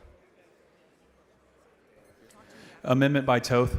Chair recognizes Mr. Toth to explain the amendment to the amendment. Thank you, Mr. Speaker and members. It was about 2 years ago, I got a call from a very close friend on a Saturday afternoon. And I saw her on speed dial, and I knew who it was, and I said, "Hey, what's up?" And the only thing I heard was sobbing for the better part of 2 minutes as she went on to explain how her child had been sexually assaulted. And as we walked over the next 6 months with this family, only to find out that this teacher that assaulted her child had been passed from school district to school district to school district to school district. Every adult in the state of Texas is a mandatory reporter, but unfortunately, all too often in education, they're not making those reports as they should. It's getting reported to the TEA, but it's never making it to the district attorney's office. There needs to be redundancy in the reporting process that calls for the person that is aware of the misdeed to not only report it to the DA, but to report it as well in an executive session setting to trustees of the school board, who are then also responsible for making sure that this is reported to law enforcement. And that's what my amendment does. Ms. Sweener? Purpose? Mr. Speaker, will the gentleman yield for questions? Does the gentleman yield for questions? Yes, ma'am. Gentleman, he yields. Representative Toth, thank you for walking us through this amendment, or your amendment to the amendment. As you know, we all get cautious when we get surprises on the floor. I believe looking at the amendment and your amendment to the amendment, I understand what you're doing with parts 1 and 3 of your amendment. I don't entirely understand part 2. Can you explain to me how that's not duplicative of Rep. Luther's subsection D, which is on page 2 at line 7? This is the way Ledge Council asked me to instruct to place it in the code. But what I'm trying to understand is I see Rep. Luther already has very similar language, and I'm trying to figure out if that's duplicative or if you're affecting different things. This is the way Ledge Council instructed us to place what I just described to you in the code. With all due respect, Rep. Toth, that's not what I'm trying to understand. Okay, where are you? What lines are you on? I'm sorry. Sorry, I am looking at your amendment, lines 6 through 12. Okay. That language is close to identical to the language that Rep. Luther has in her amendment on page 2, lines 7 through 13. Right. You're requiring notification for the same offenses. The only sort of substantive difference I'm seeing is that there's board authority to report. I guess maybe I'm just answering my question. So this is covering board authority to report, or board obligation to report. Is that?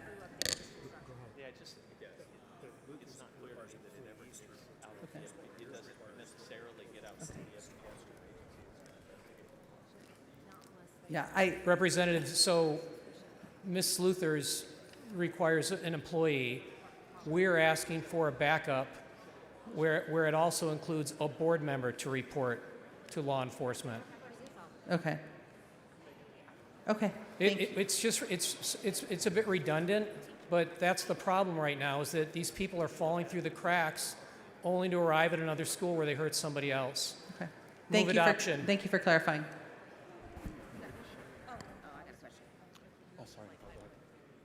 Ms. Collier, for what purpose? Will the gentleman yield for a question? Does the gentleman yield for questions?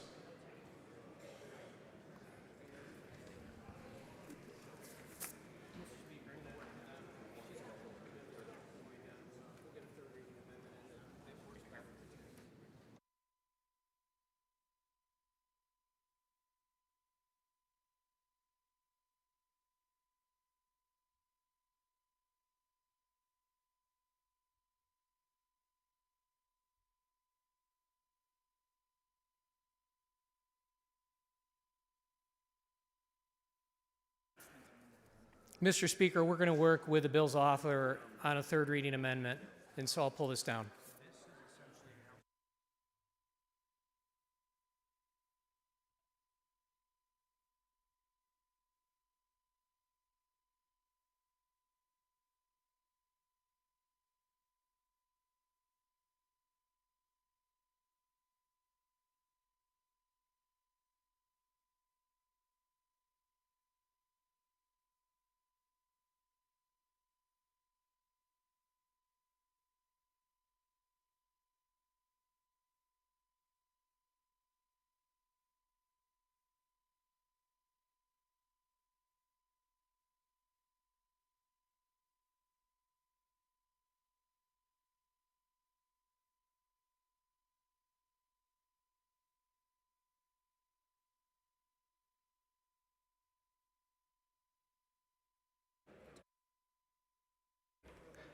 The Toth Amendment and the Luther Amendments have been withdrawn.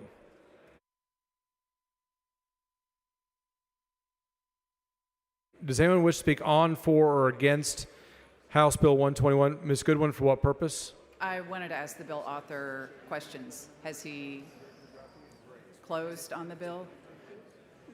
So right now we're finding out if anyone wants to speak on, for, or against, then I'll recognize him to close, and then you can ask him questions. Does anybody wish to speak on, for, or against House Bill 21? Chair recognizes Mr. King to close on his bill. Ms. Goodwin, for what purpose? Will the gentleman yield for some questions? Does the gentleman yield for some questions? I yield. He yields. Thank you, Chairman King. So this is a school safety bill.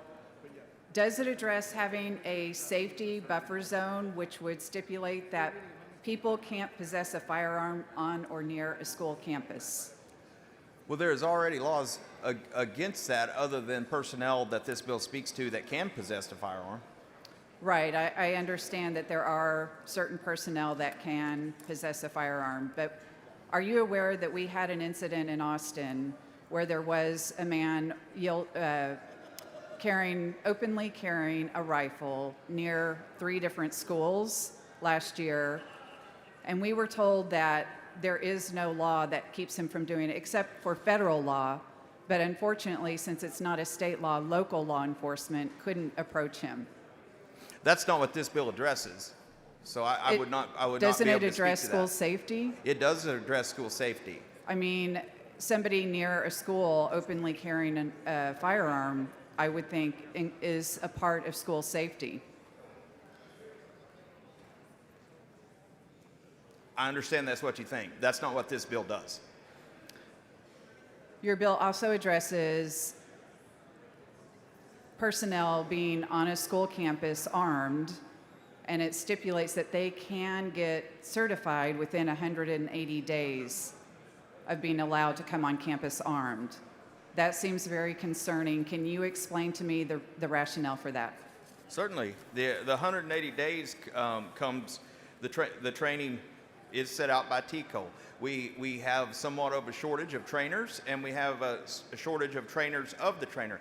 That particular language was asked for specifically by Northside ISD because right now we're requiring them to do it, and they can't meet the obligation set up by the state because it takes longer to get trained than what the current statute says. So this bill is giving them a 180-day grace period to complete that training. But they can get a variance if they can't meet the requirements. I just feel Some like school it's... districts don't want to. Some school districts, and it's very clear, you can apply for an exemption and you can reapply after 5 years if your school district doesn't want to comply with this. Some school districts are trying to get the training, they want to get the training, and they're put in a box because of the shortage of trainers. Doesn't your committee substitute change it from 5 years to 1 year? No. It's got a 5-year variance in it.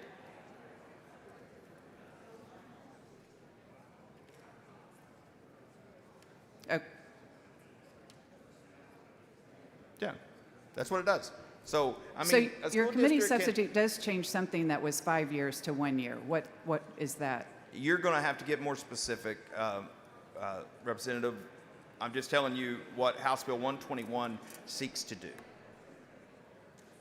Okay, so there can be a situation where there are armed personnel on a school campus who have not completed the school safety training, and they have another 180 days to do so. Training would start for a hired employee on day 1.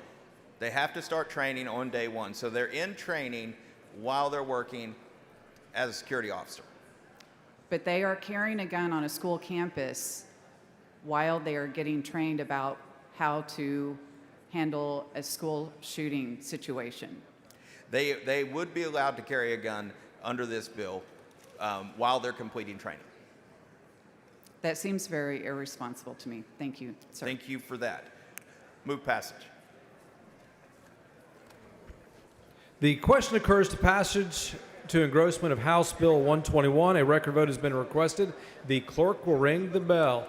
Show Mr. King of Hemp Hill voting aye. Mr. Canales voting nay. Mr. McQueenie voting aye. Mr. Alverson voting aye. Have all members voted? Ms. Luther voting aye. Mr. Alders voting aye. Ms. Leo Wilson voting aye. Have all members voted? Have all members voted?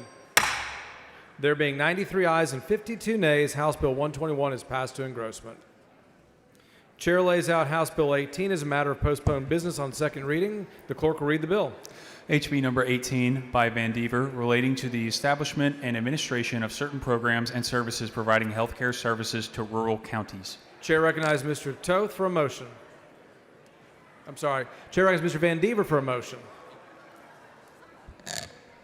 Thank you, Mr. Speaker. Mr. Speaker, I move to postpone further consideration of House Bill 18 until 10 a.m. Wednesday, April 23rd. Members, you've heard the motion. Is there any objection? Chair is none, so ordered. Chair lays out on second reading House Bill 206. The clerk will read the bill. HB number 206 by Craddock, relating to limitations on a county's authority to require a cash bond before approving the construction of a pipeline. Chair recognizes Speaker Craddock to explain the bill. Mr. Speaker, members, this bill corrects a problem that's being used in some counties across the state where they're demanding a cash bond with any pipeline being built, and but there's no right of review, and they can use the money posted for other sources in the county, and if they don't get the pipeline, they're not getting the money back. So what this deal does is just real simple. A county may not require a cash bond as a condition of approval for construction of a pipeline in the county's boundaries. That's it. And we had a hearing on it, and it was pretty unanimous with all the groups. I move adoption. The question occurs to passage to engrossment of House Bill 206. A record vote has been requested. The clerk will ring the bell.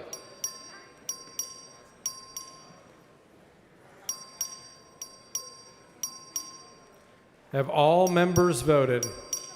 It's fairly voting aye. Mr. Alders voting aye. Mr. McQueenie voting aye. Have all members voted? There being 110 ayes and 38 nays, House Bill 206 is passed to engrossment. Chair lays out on second reading House Bill 136. The clerk will read the bill.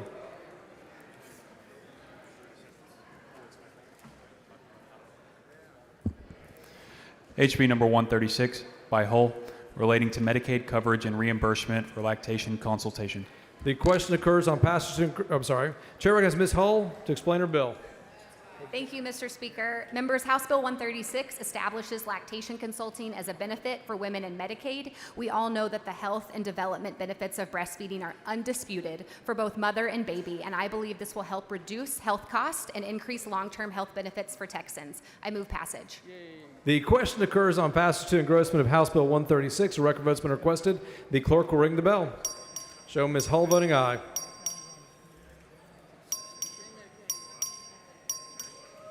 Have all members voted?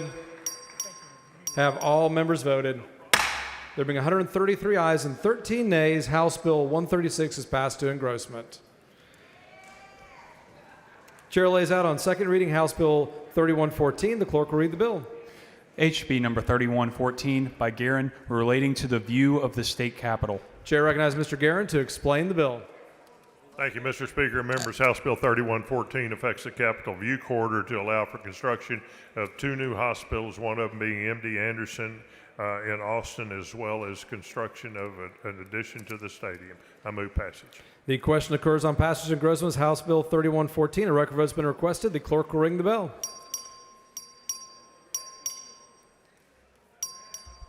Have all members voted?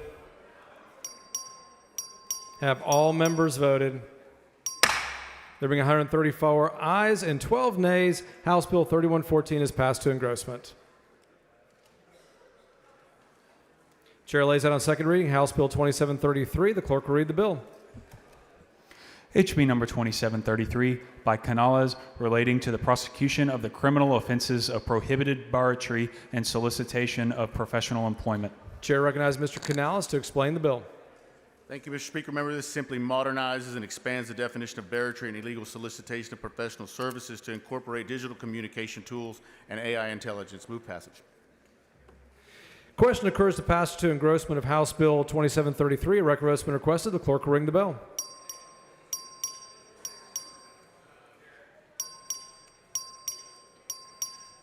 Have all members voted? Have all members voted? Being 147 ayes and 0 nays, House Bill 2733 is passed to engrossment.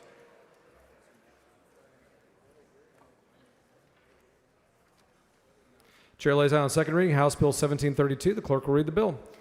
HB number 1732 by Hernandez relating to the regulation of massage therapy.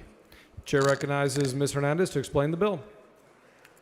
Thank you, Mr. Speaker and members. House Bill 1732 would make a person ineligible for obtaining a license as a massage establishment, massage school, massage therapist, or massage therapy instructor if they have been convicted, entered no contest, pled guilty, or received deferred adjudication for indecent assault. I move passage. The question occurs to pass to engrossment of House Bill 1732. A record vote has been requested. The clerk will ring the bell. So Mr. Vo voting aye. Mr. Bell voting aye. Have all members voted? Have all members voted? Being 146 ayes and 0 nays, House Bill 1732 is passed to engrossment.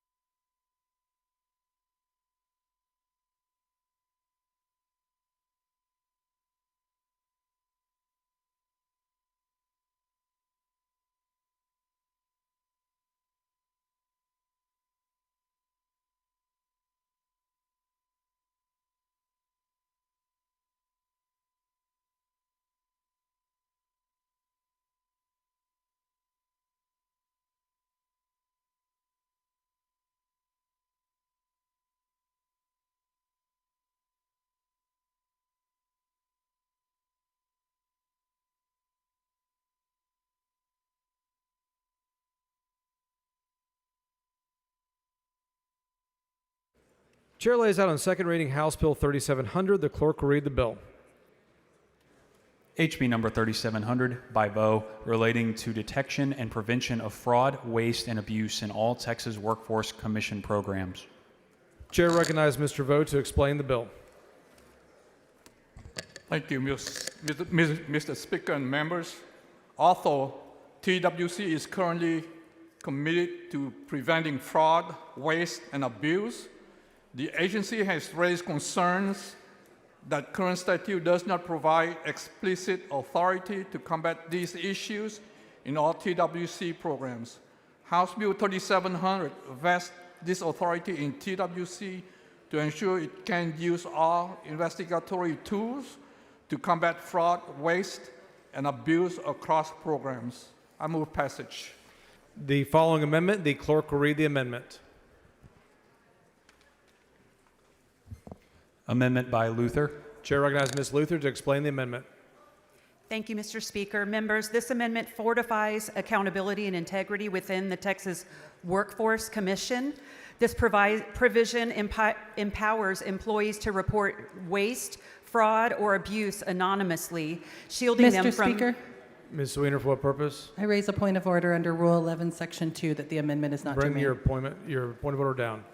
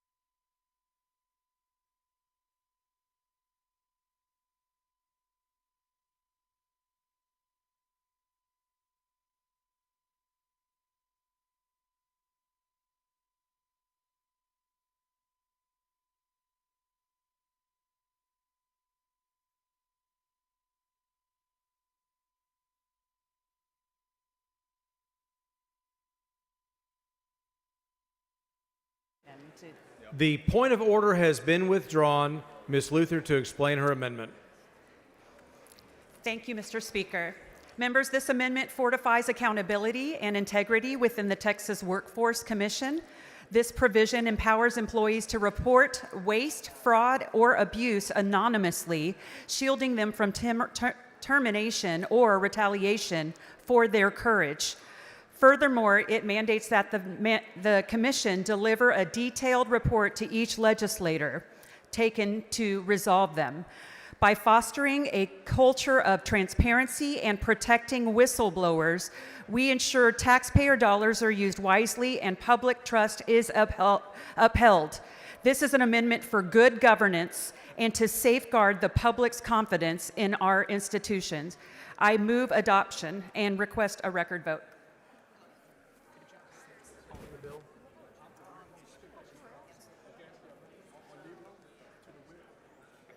I'm going to say you're going to speak on it. Mr. Vo on the amendment.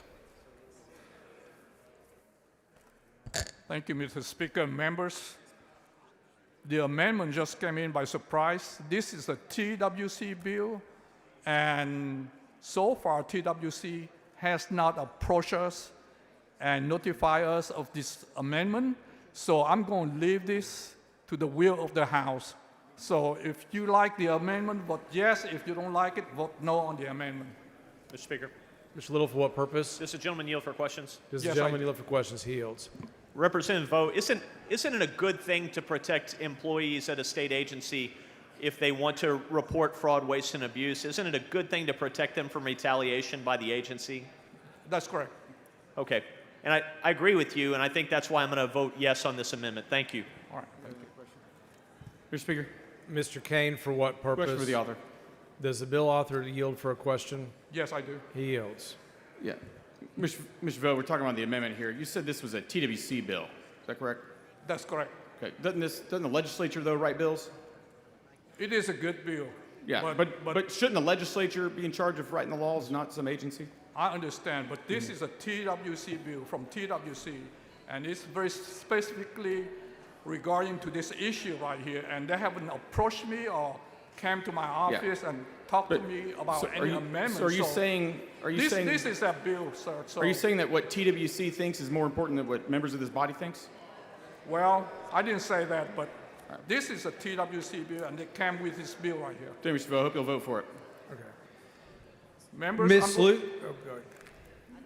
Mr. Speaker? Ms. Will Yes, the Gordon gentleman- Hawkins. Will the gentleman yield for questions? Gentleman yield for Yes, I do. questions. Representative Vo, this is your bill, correct? Yes, You want to keep it clean as possible, correct? exactly.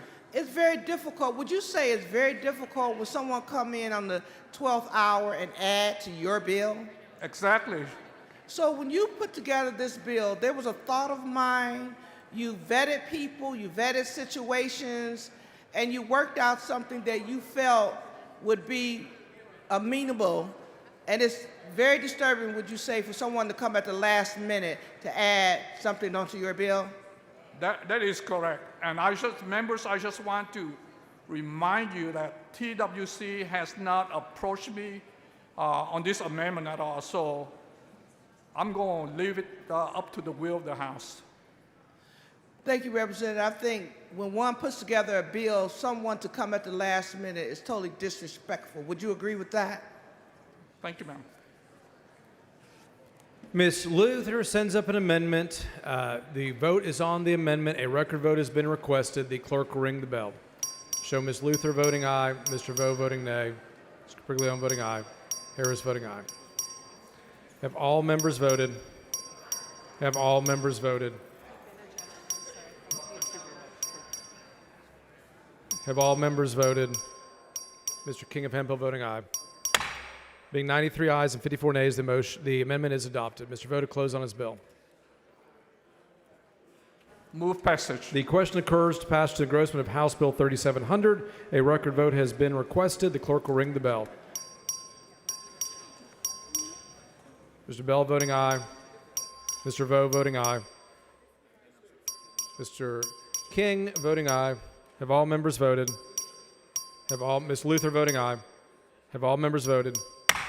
Being 147 ayes and 0 nays, House Bill 3700 is passed to engrossment. Thank you. Chair lays out on second reading House Bill 467, and the clerk will read the bill. HB number 467 by Beloff Kaufman, relating to the procedure for the dissolution of the Cedar Creek Hospital District and the disposition of district money. Chair recognizes Mr. Beloff Kaufman to explain the bill. Thank you, Mr. Speaker. Members, House Bill 467 is a local bill that permits the county judges within a non-operational Cedar Creek Hospital District to place a dissolution election on the ballot and, if approved by the public, assess the funds within 10 days of voter approval. Mr. Speaker, I do have a perfecting amendment. The following amendment, the clerk will read the amendment.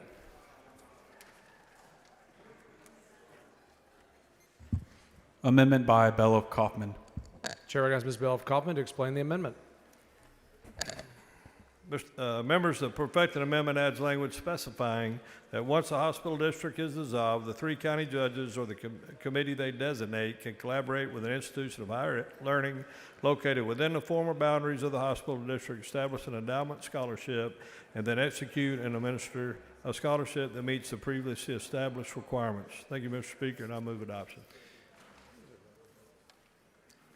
The following amendment, a record vote has been requested. The clerk will ring the bell.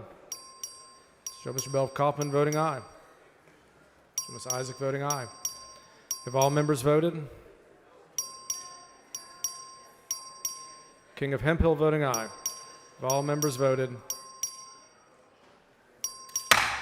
Being 146 ayes and 0 nays, the amendment is adopted. Chair recognizes Mr. Beloff Kaufman to close on the bill. Thank you, Mr. Speaker, and I move passage. The question occurs to passage engrossment of House Bill 467. The clerk will ring the bell. Mr. Beloff Kaufman voting aye. Isaac voting aye. Have all members voted? Have all members voted?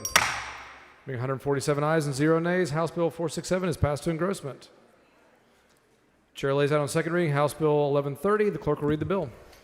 HB number 1130 by Isaac, relating to liability of a cavern entity for injuries arising from certain activities. Chair recognizes Ms. Isaac to explain the bill. Thank you, Mr. Speaker. Members, House Bill 1130 provides common sense liability protections for cavern operators. It's the same as the House Bill 2636 by Rep. Murr that gave RV parks this protection last session. It passed 141 to 0. Both Texans for Lawsuit Reform and Texas Trial Lawyers Associations have worked cooperatively on this bill and are in support. Move passage. The question occurs to passage engrossment of House Bill 1130. A record vote has been requested. The clerk will ring the bell. Show Ms. Isaac voting aye. Have all members voted? Mr. Tinderholt voting aye. Have all members voted? Mr. King of Hemphill voting aye. Being 137 ayes and 11 nays, House Bill 1130 is passed to engrossment. Chair lays out on second reading House Bill 1846. The clerk will read the bill. HB number 1846 by Wally, relating to the establishment of the Electric Truck Advisory Council. Chair recognizes Mr. Wally to explain the bill. Thank you, Mr. Speaker. This is an effort to support economic development and foster innovation to keep Texas competitive as major industries begin to bring medium and heavy-duty electric vehicles online. I appreciate Chairman King and the State Affairs Committee for voting this out, and obviously the Calendars Committee. So this bill creates an advisory council to advise and make recommendations or suggestions for the statewide implementation plan for medium and heavy-duty electric truck charging infrastructure. I know that Chairman King may have an amendment. The following amendment, the clerk will read the amendment.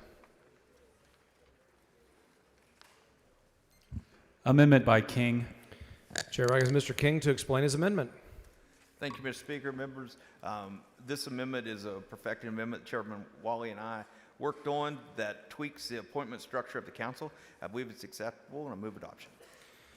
Mr. King sends up an amendment. A record vote has been requested. The clerk will ring the bell. Show Mr. King and Hemphill voting aye. Mr. Wally voting aye. Have all members voted? Have all members voted? Being 114 ayes and 31 nays, the amendment is adopted. Chair recognizes Mr. Wally to close on his bill. Thank you, Mr. Speaker. I just want to thank our joint authors, Representative Lujan, because I know that there is a truck plant in his district that works on this issue. There's also a truck plant, manufacturing plant in Denton, in the Denton area. Those two are Texas. These are for Texas jobs. and we want to make sure that we're providing the right policy solutions for the state, and I move adoption. The question occurs to passage to engrossment of House Bill 1846. A record vote's been requested. The clerk will ring the bell. Show Mr. King of Hemphill voting aye. Mr. Wally voting aye. Have all members voted? Have all members voted? There being 95 ayes and 47 nays, House Bill 1846 is passed to engrossment. Chair lays out on second reading House Bill 1442. The clerk will read the bill. HB number 1442 by Howard, relating to the internet broadcast or recording of certain open meetings. Chair recognizes Ms. Howard to explain the bill. Thank you, Mr. Speaker. Members, House Bill 1442 provides uniform standards for broadcasting and archiving state agency open meetings. This bill is meant to improve transparency and make government meetings more accessible to the public. I move passage. The question occurs on passage to engrossment of House Bill 1442. A record vote's been requested. The clerk will ring the bell.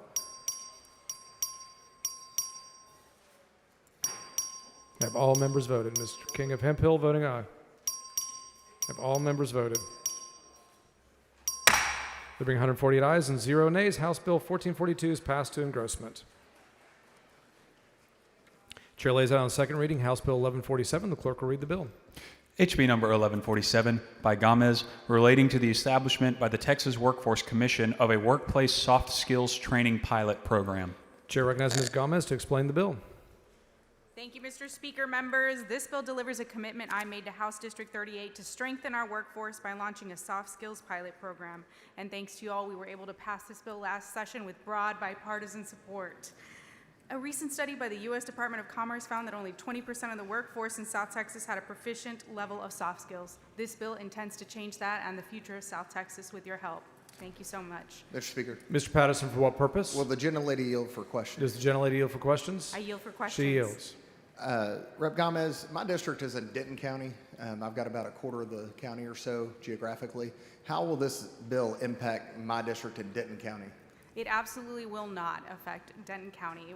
It is strictly bracketed to Cameron County right now, unfortunately. But if you'd like to join it on, I'm happy to do that.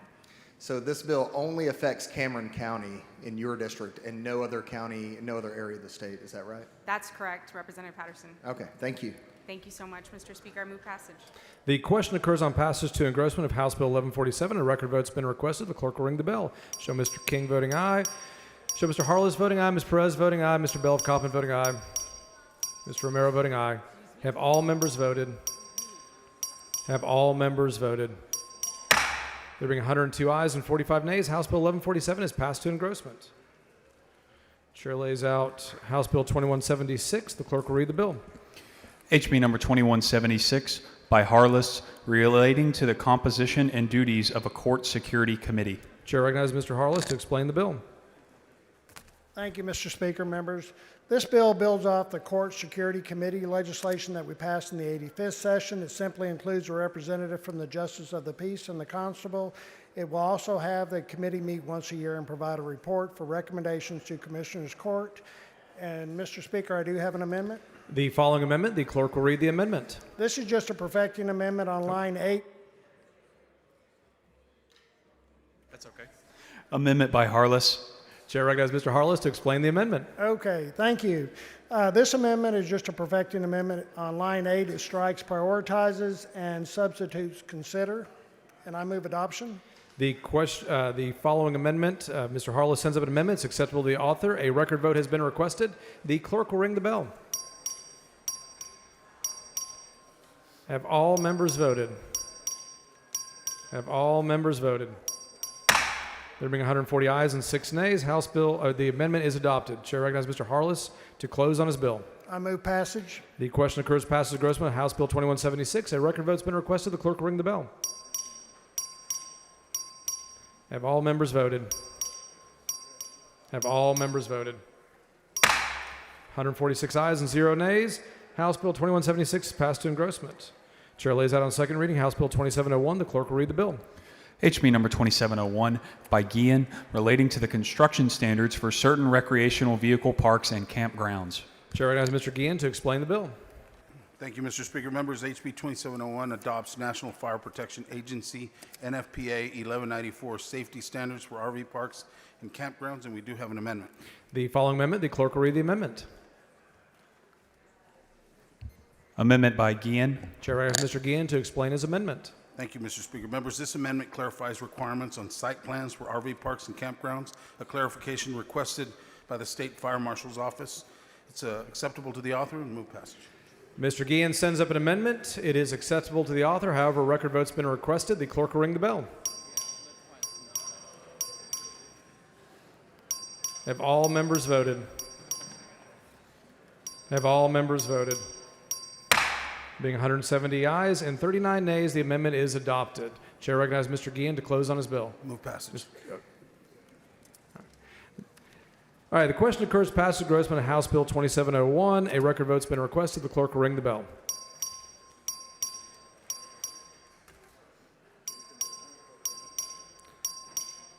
Have all members voted? Have all members voted? Being 90 ayes and 54 nays, House Bill 2701 is passed to engrossment.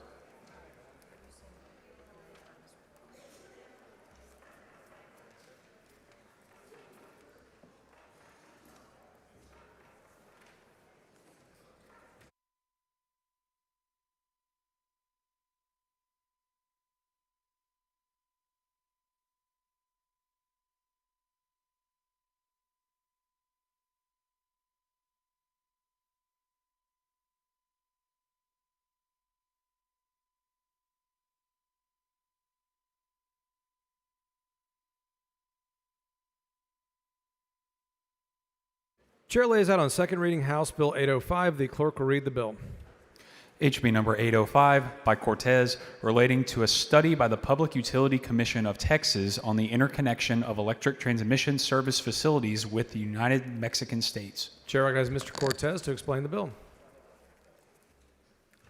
Thank you, Mr. Speaker. Members, House Bill 805 directs the Public Utility Commission of Texas to conduct a comprehensive study on both existing and potential additional interconnections between the Texas electrical grid and Mexico's power system.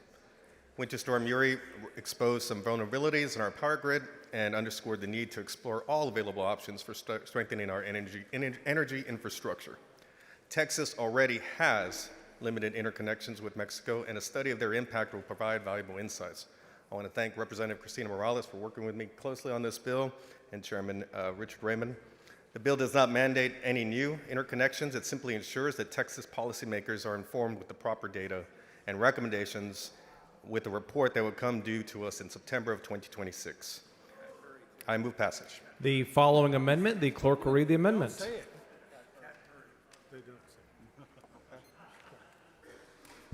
Amendment by Hopper. The chair recognizes Mr. Hopper for an amendment.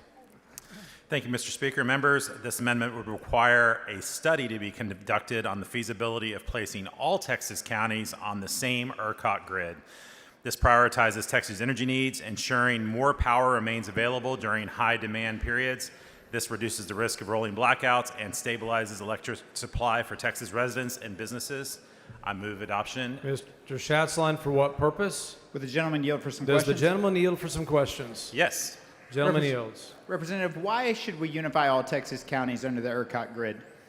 Well, Mr. Schatzline, unifying counties under ERCOT would enable seamless power sharing across the state and ensuring surplus energy from West Texas and farms and ranches out there reach high demand areas. This could enhance grid reliability and prevent localized shortages. So specifically, how would this amendment reduce the risk of rolling blackouts that we've seen during some of our storms? Right. So a unified ERCOT grid would allow better load balancing, directing power to areas that need it during high demand periods. Stopping exports to Mexico also would ensure more electricity stays here in Texas, reducing strain on our grid.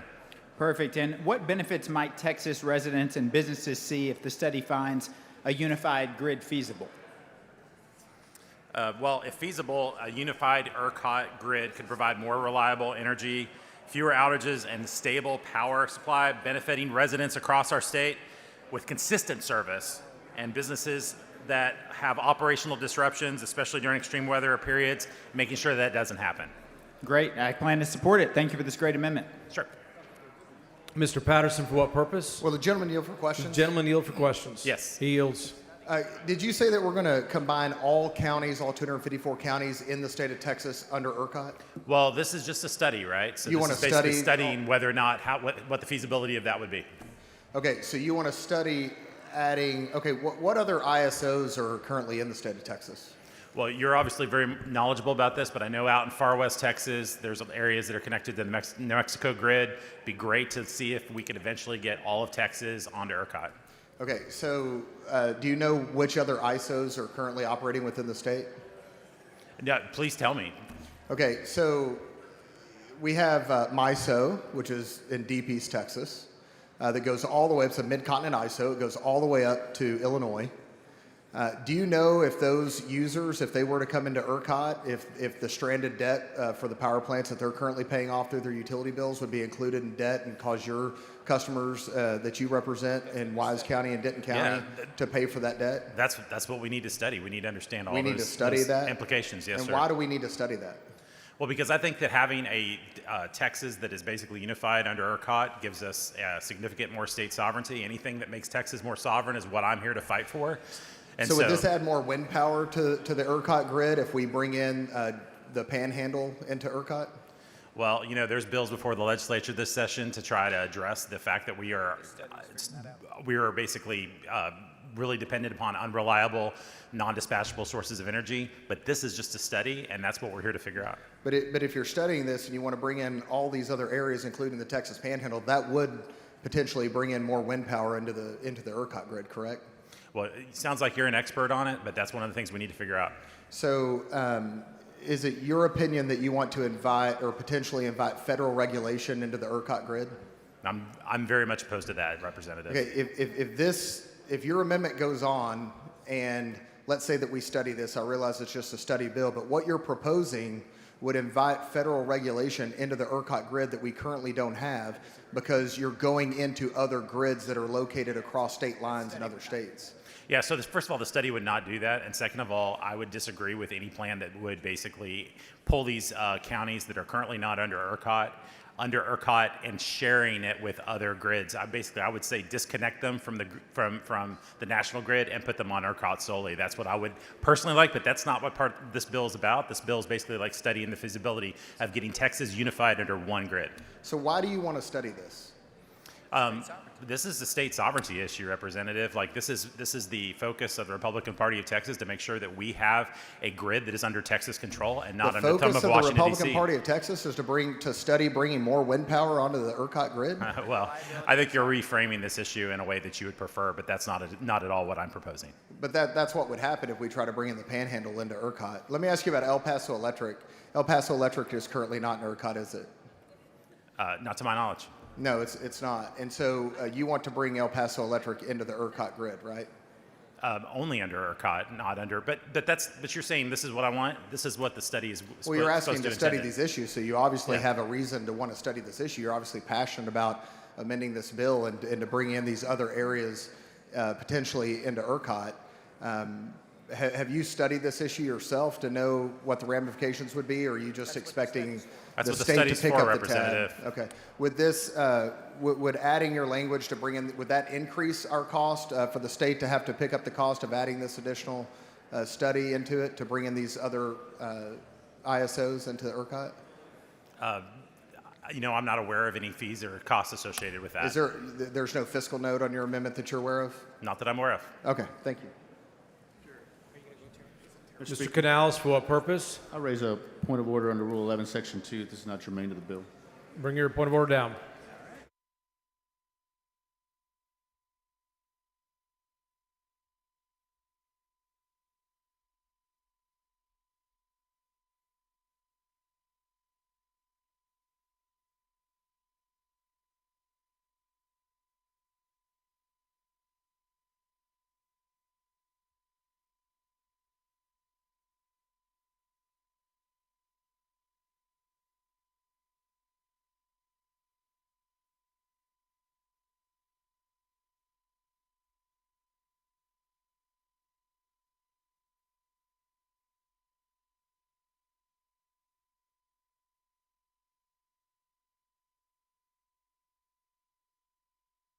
The point of order has been withdrawn.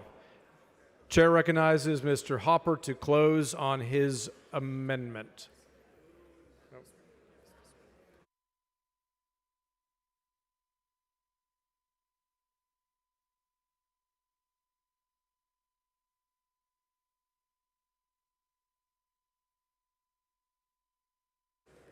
Mr. Cortez in opposition to the amendment. Mr. Tinderholt, for what purpose? Mr. Cortez? Speaker. Thank you, Mr. Speaker. I move to table this amendment. Mr. Hopper to close on his amendment. Mr. Speaker. Mr. Tinderholt, for what purpose? The gentleman here for a question. Gentleman yield for questions. I will yield. Gentleman yields for question. So I read your amendment, and your amendment seems pretty simple to me, and I feel like there's some personal grudges happening in this building, and I don't like to see that. And you guys can growl all you want, but what happened a few moments ago was not a very mature representation of what this house should be. So what you're really trying to do is you're trying to allow a study on interconnectivity within the state. Is that correct? That's correct. And so what you're saying is, I think it's section 42, 42C maybe, I don't remember, of the Republican platform that talks about interconnectivity and not letting FERC get involved, the feds. And you're trying to ensure that that doesn't happen. Is that correct? That's exactly right, Representative. And so checking the first part of the bill on the first section where it says that they want to check any current interconnectivity, that makes sense because we want to find out if there's any problems within the current grid being connected with Mexico or anywhere else to find out if there's vulnerabilities. The second section is the part that you want to change, line 1415, that specifically says you want to check on additional interconnectivity everywhere in the state that it doesn't exist, right? 100%. And so our state's covered about 85 to 88% by our grid, so I think there's only about a 15% section that would need to be checked. Is that correct? That's right. And so all of the things that were said a few moments ago that I think were pretty disrespectful or not, none of that had anything. You don't want to bring wind power here. Not at all. That's not my intention. You don't want to bring the feds. Mr. Speaker, can you gavel, please? Members, please take your conversations outside the rail. So your goal is not to bring FERC or the federal government into the grid either. Correct. And your goal is not to spend millions or billions of dollars. It's to study interconnections that could happen in the future that you don't want and find out what the repercussions of that would be. Yeah, we need to know ahead of time. Exactly. Thank you. Mr. Raymond, for what purpose? Was the gentleman here for a question? Gentleman here for question. Yes.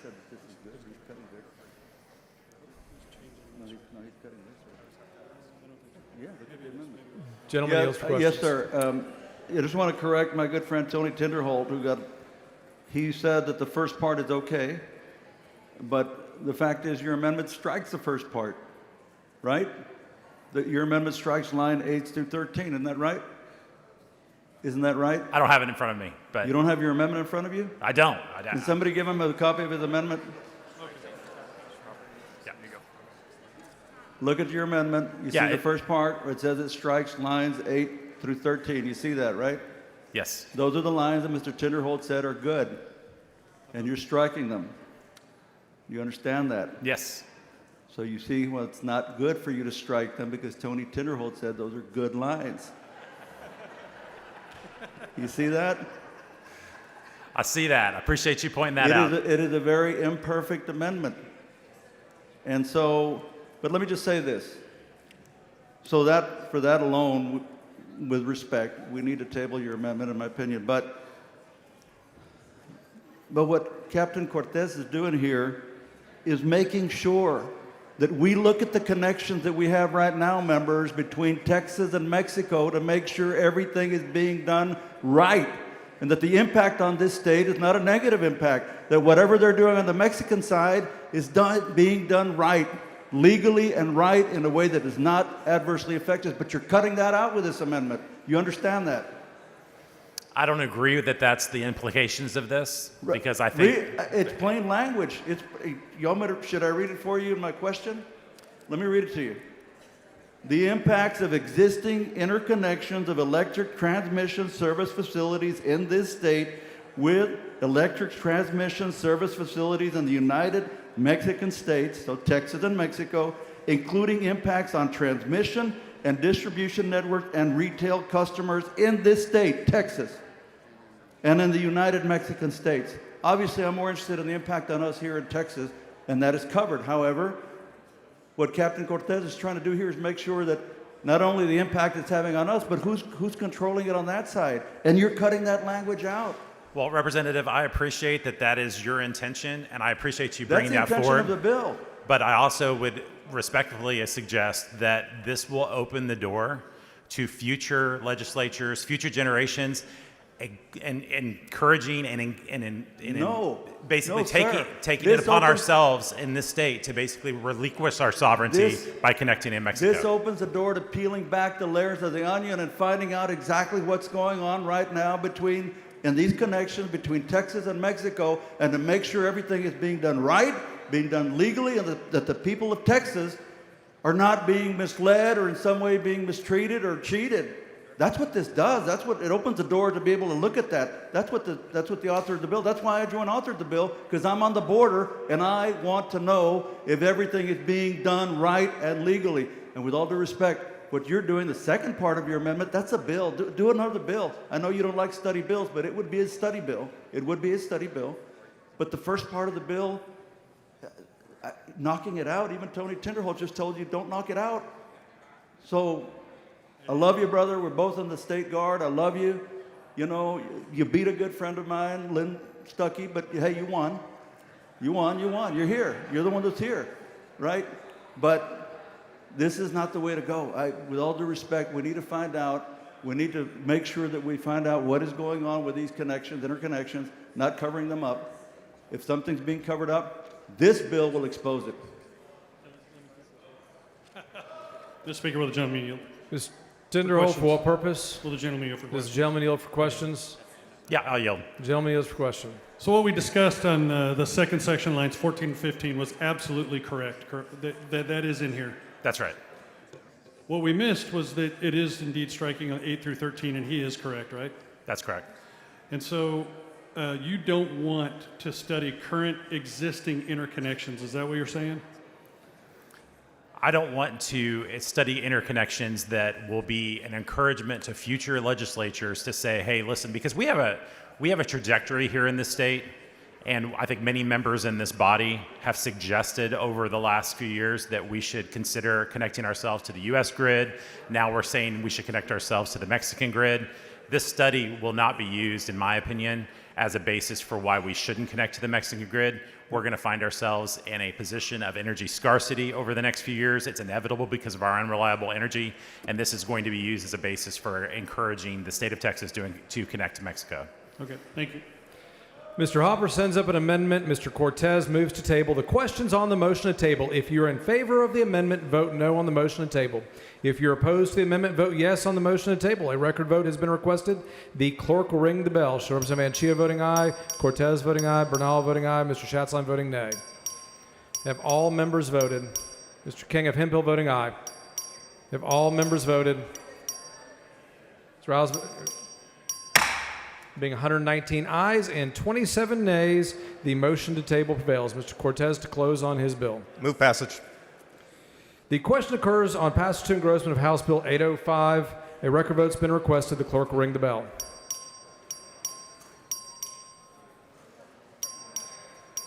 Have all members, King of Hemphill voting aye. Have all members voted?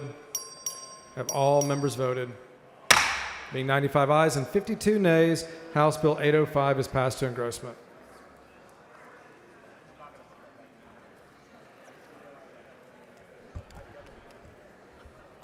Chair lays out on second reading House Bill 2890. The clerk will read the bill. HB number 2890 by Patterson, relating to an interstate compact for the liquefied natural gas industry. Chair recognizes Mr. Patterson to explain the bill. Thank you, Mr. Speaker. Members, House Bill 2890 creates a liquefied natural gas interstate compact. This interstate compact will further ensure that Texas's voice is heard on the importance of the LNG industry in both Texas and the United States as a whole. I move passage. The question occurs on passage to engrossment of House Bill 2890. Record votes been requested. The clerk will ring the bell. Have all members voted? Mr. Harless voting aye. King of Hemphill voting aye. Have all members voted? There being 140 ayes and 6 nays, House Bill 2890 is passed to engrossment. Chair lays out on second reading House Bill 1154. Clerk will read the bill. HB number 1154 by Gomez, relating to the establishment of a skilled labor task force by certain local workforce development boards. Chair recognizes Ms. Gomez to explain the bill. Thank you, Mr. Speaker. Members, this is yet again another local workforce bill bracketed solely to Cameron County that once again passed out of this beautiful House with broad bipartisan support last session, and I hope to do so again. This bill would create a skilled labor task force for Cameron County to be established by our Cameron County Workforce Development Board, consisting of 17 members of both the public and private sectors. This bill would connect local business leaders, local government officials, education providers, and members of the public to study and develop recommendations for the legislature and board regarding strategies to improve the delivery of workforce educations to all of our burgeoning businesses coming down, for example, LNG and SpaceX that are just booming in South Texas, and I really look forward to doing this with your support. And Mr. Speaker, I'd move passage. The question occurs on passage to engrossment of House Bill 1154. A record vote's been requested. The clerk will ring the bell. Show Mr. King of Hemphill voting aye, Mr. Bell voting aye, Ms. Gomez voting aye. Have all members voted? Have all members voted? There being 99 ayes and 48 nays, House Bill 1154 is passed to engrossment. Chair lays out on second reading House Bill 1644. The clerk will read the bill. HB number 1644 by Oliverson, relating to the use, possession, delivery, or manufacture of testing equipment that identifies the presence of fentanyl, alpha-methylfentanyl, and any other derivative of fentanyl or xylazine. Chair recognizes Mr. Oliverson to explain the bill. Thank you, Mr. Speaker. Members, House Bill 1644 legalizes the possession of testing strips for fentanyl and xylazine in Texas. Members, you can purchase these strips, 30 to a box, for $30 online on Amazon. They're available in most states. They're not available here. As you probably know, fentanyl is so lethal that it has been said, and rightly so, that one pill kills. And most of the people in our state who have been and are still dying from fentanyl overdose are dying because they didn't know they were coming into contact with fentanyl. Members, I want to be clear, this does not mean that we are for legalizing drugs. This does not mean that we want people to be able to use drugs to their heart's content safely. I want every person in Texas who's struggling with addiction to get the help that they need, but I can't fix that if they're dead. So please help me legalize fentanyl testing strips. It is a mine detector for a person trying to walk across a minefield who is going to walk across the minefield anyway.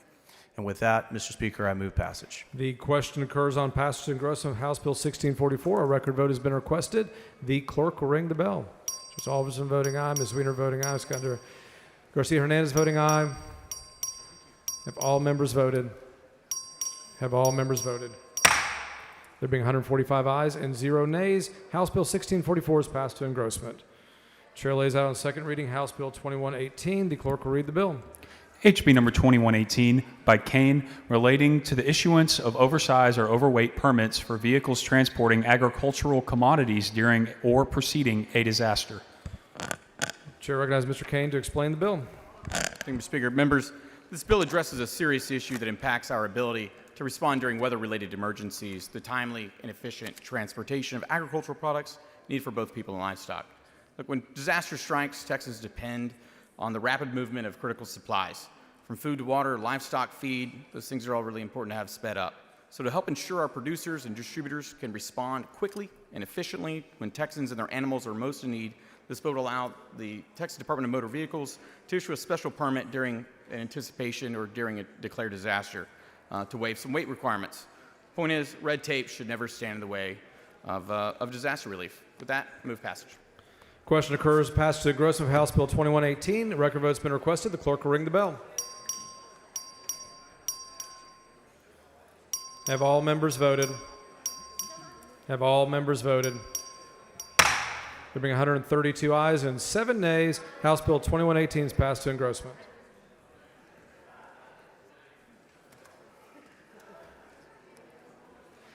Please excuse Mr. King because of important committee business on motion of Mr. Ashby. Is there objection? Chair hears none, so ordered.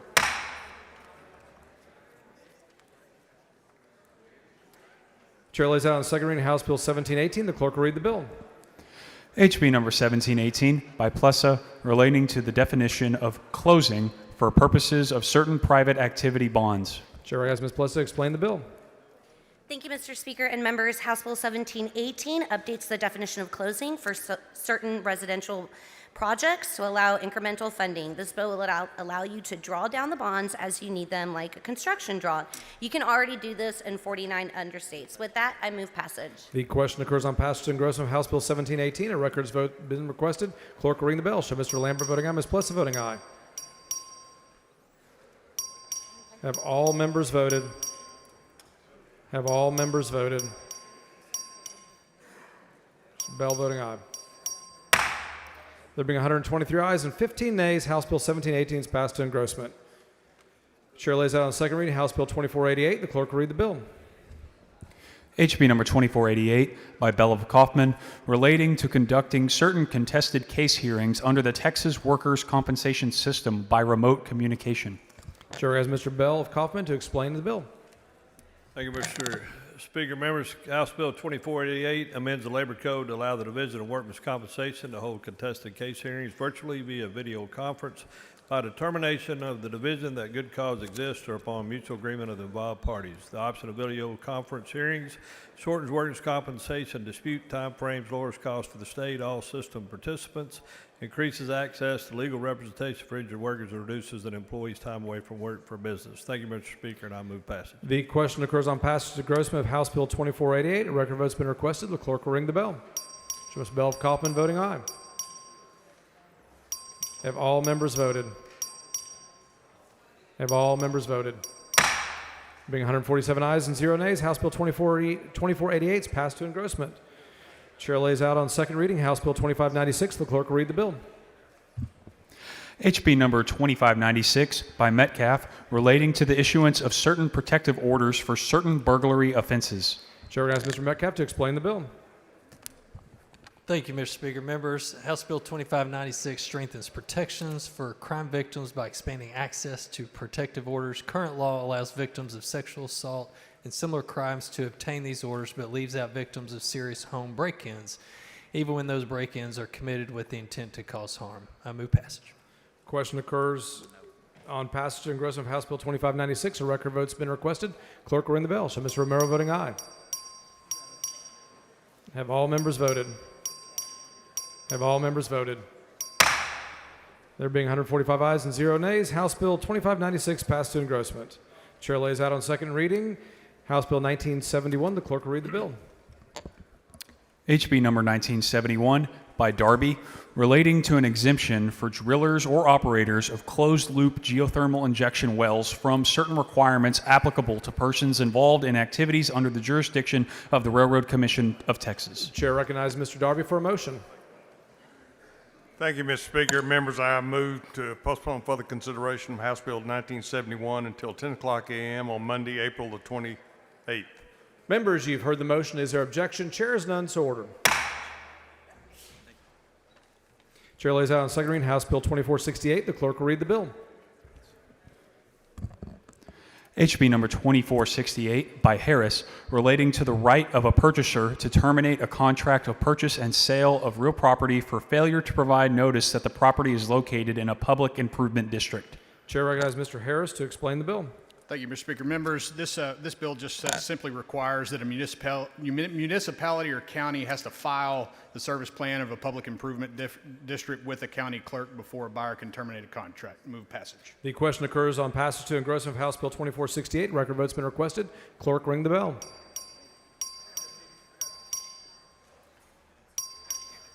Have all members voted? Have all members voted? There being 146 ayes and 1 nay, House Bill 2468 is passed to engrossment. Chair lays out on second reading House Bill 484. Clerk will read the bill. HB number 484 by Lalani, relating to the use of cigarettes, e-cigarettes, and tobacco products on the campus of a public institution of higher education. Chair recognizes Dr. Lalani to explain the bill. Thank you, Mr. Speaker and members. HB 484 codifies and gives public institution of higher education clear legal authority to adopt and enforce tobacco-free campus policies. I respectfully ask for your support, and I move passage. The question occurs on passage and aggressive House Bill 484. The clerk will ring the bell. Dr. Olivison voting aye. Lulani voting aye. Have all members voted? 114 ayes and 31 nays. House Bill 484 is passed to engrossment. Chair lays out on second reading House Bill 2578. The clerk will read the bill. HB number 2578 by Wale, relating to landlord and tenant dispute information reported by courts and published on a publicly accessible internet website. Chair asks Mr. Wale to explain the bill. Thank you, Mr. Speaker. This is an effort to better understand and utilize eviction information at the state level with the tools and funding already at our disposal. I want to thank Chairman Leach and the JCJ committee for getting this bill out. So members, we can't fix what we don't track. So eviction data is key to stopping squatting before it starts. Unfortunately, without comprehensive eviction data, we may never fully understand the eviction and squatting crisis across the state. And so HB 2578 gives us the data we need to help Texas make informed decisions. I move passage.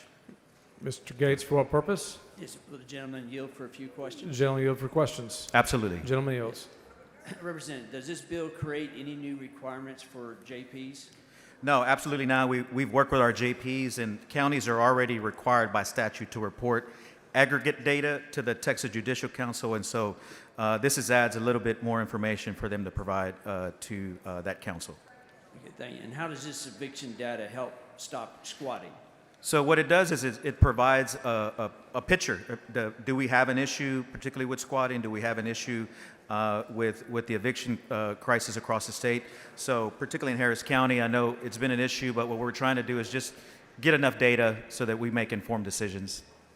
Okay, thank you, Representative. And as an apartment owner, I think this data will be helpful in the future, and I thank you for letting me JA on this bill and appreciate it. Thank you. Appreciate your support. I move adoption. The question occurs on passage to engrossment of House Bill 2578. A record vote has been requested. The clerk will ring the bell. Show Mr. Wally voting aye. Have all members voted? Show Mr. Metcalf voting aye. Have all members voted? 101 ayes and 46 nays. House Bill 2578 is passed to engrossment. Chair lays out on second reading House Bill 3204. The clerk will read the bill. HB number 3204 by Metcalf, relating to the Polytechnic College at Sam Houston State University, including the college's eligibility to participate in certain programs. Chair recognizes Mr. Metcalf to explain the bill.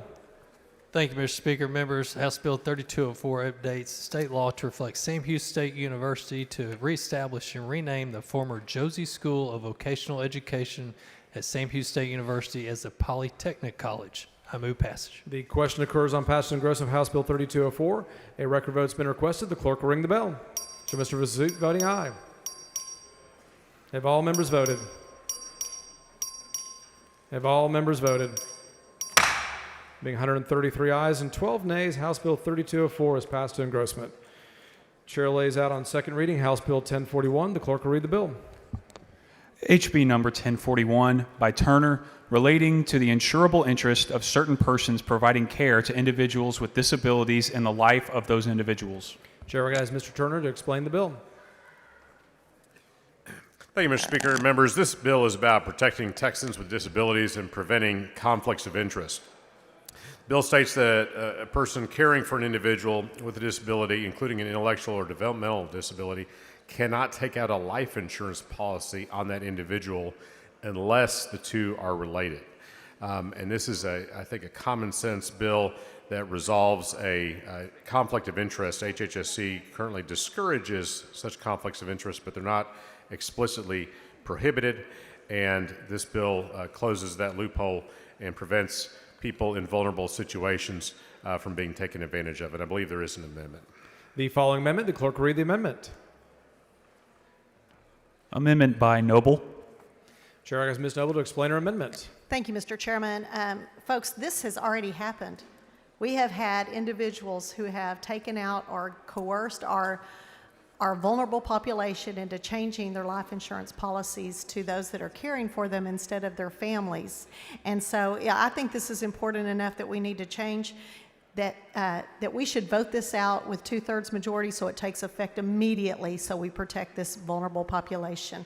I move adoption of this amendment. Ms. Noble's sense of amendment is acceptable to the bill author. However, a record vote has been requested. The clerk will ring the bell. Show Mr. Vasut voting aye, Mr. Turner voting aye, Mr. Bell voting aye, Villalobos voting aye. Have all members voted? Have all members voted? Being 145 ayes and 0 nays, the amendment is adopted. Chair asks Mr. Turner to close on his bill. Thank you, Mr. Speaker. I want to thank Vice Chair Noble for offering that amendment and for her support. This has happened, and we need to stop it from happening. And this bill passed out of this body unanimously 2 years ago. Ran into a little bit of delay in the Senate, didn't make it across the finish line. Hopefully we can get it done this time, so I appreciate your support. I move passage. The question occurs on passage to engrossment of House Bill 1041. Record vote has been requested. The clerk will ring the bell. Show Mr. Vasut voting aye, Mr. Bell voting aye. Have all members voted? Have all members voted? There being 144 ayes and 0 nays, House Bill 1041 is passed to engrossment. The chair lays out on second reading House Bill 307. The clerk will read the bill. HB number 307 by Vasut, relating to credit toward payment of fines and costs for certain defendants. The chair recognizes Mr. Vasut to explain the bill. Thank you, Mr. Speaker. Members, House Bill 307 amends the Code of Criminal Procedure to increase the credit for community service towards fines from $100 for each 8 hours of community service to $150 to match the increase in credit for time spent in jail that we passed in the 86th session. This bill also extends the credit to time spent in jail awaiting trial. Move passage. The question occurs on passage to engrossment of House Bill 307. This is record vote. The clerk will ring the bell. Show Mr. Bell of Montgomery voting aye.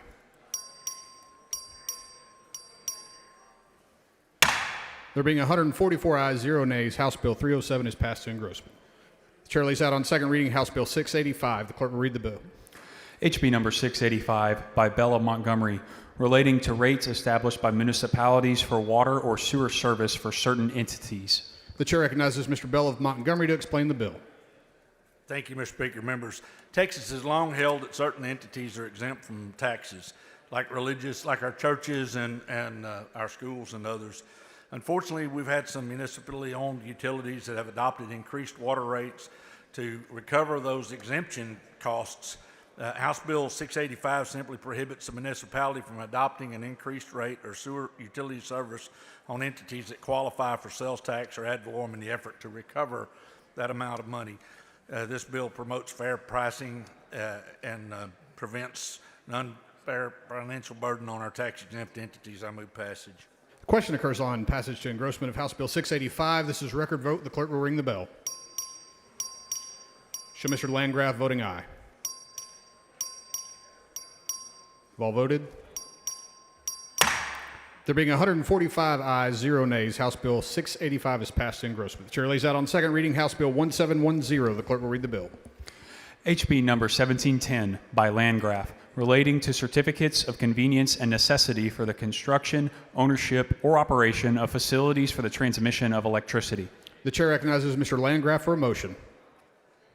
Thank you, Mr. Speaker. I move to postpone further consideration of House Bill 1710 until 12 noon on June 9th, 2025. Members, you've heard the motion. Is there objection? The chair hears none, so ordered.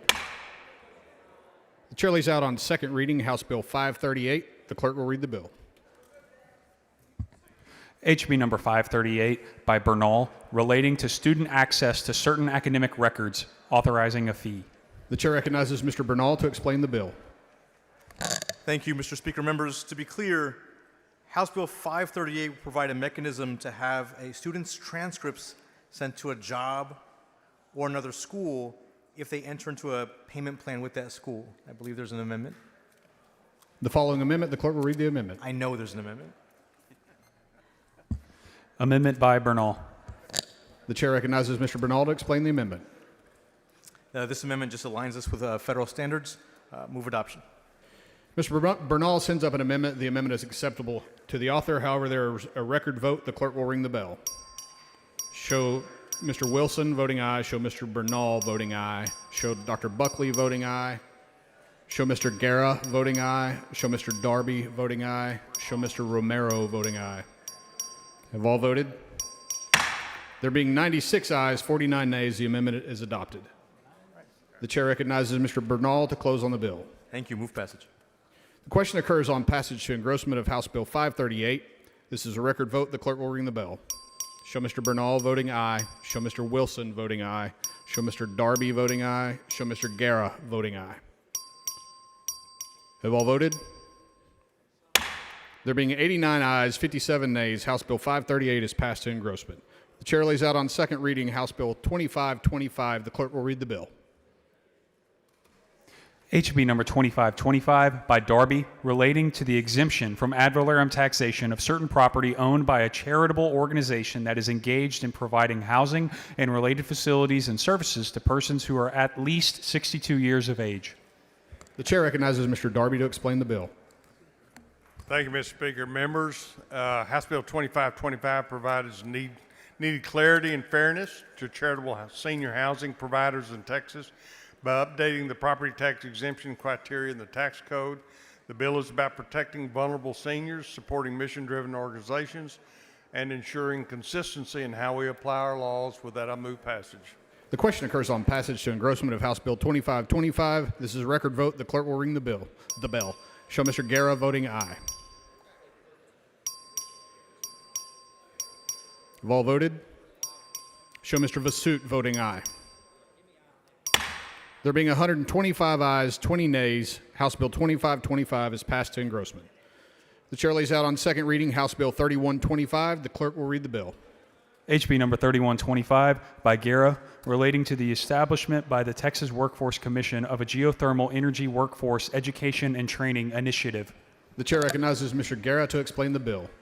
Thank you, Mr. Speaker. Members, HB 3125 directs the Texas Workforce Commission, in consultation with the Texas Higher Education Coordinating Board, to create a geothermal energy workforce education and training initiative. I move passage.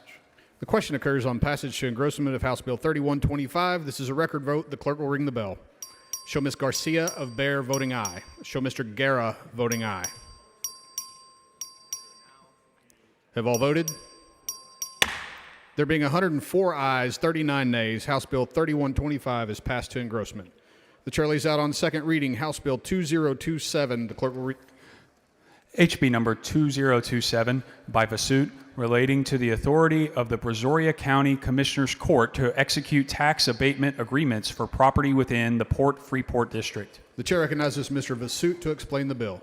Thank you, Mr. Speaker. Members, this is a simple cleanup bill to my Port Freeport bill from last session that ensures that the county can execute the agreements that were just read in the caption. Move passage. The question occurs on passage to engrossment of House Bill 2027. This is a record vote. The clerk will ring the bell.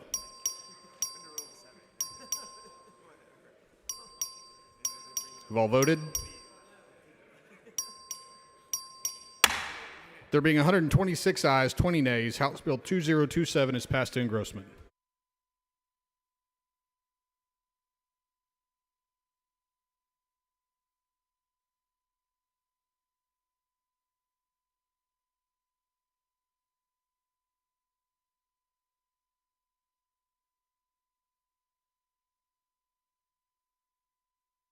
The chair lays out on second reading House Bill 2894. The clerk will read the bill.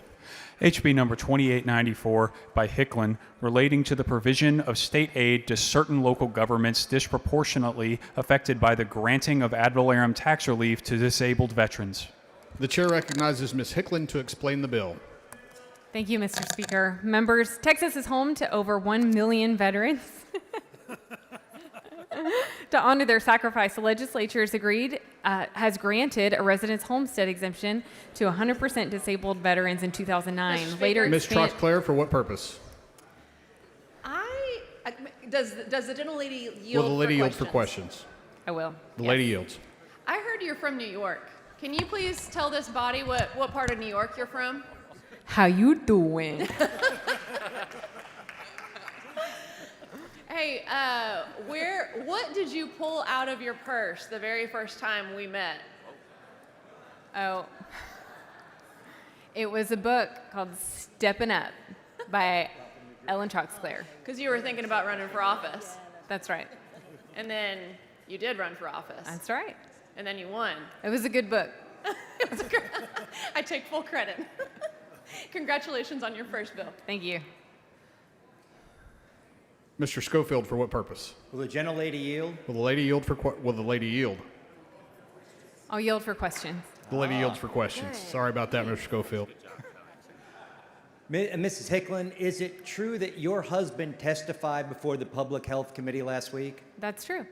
Is it true that he got hazed pretty heavily when he did so? I believe that is true. Does it make you feel less of a legislature that your husband got hazed before you did? He can handle it. It's all good. Congratulations. Thank you. All right. Move passage.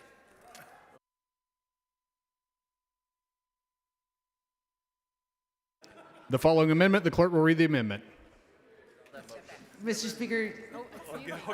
One moment, Ms. Perez. Amendment by Spiller.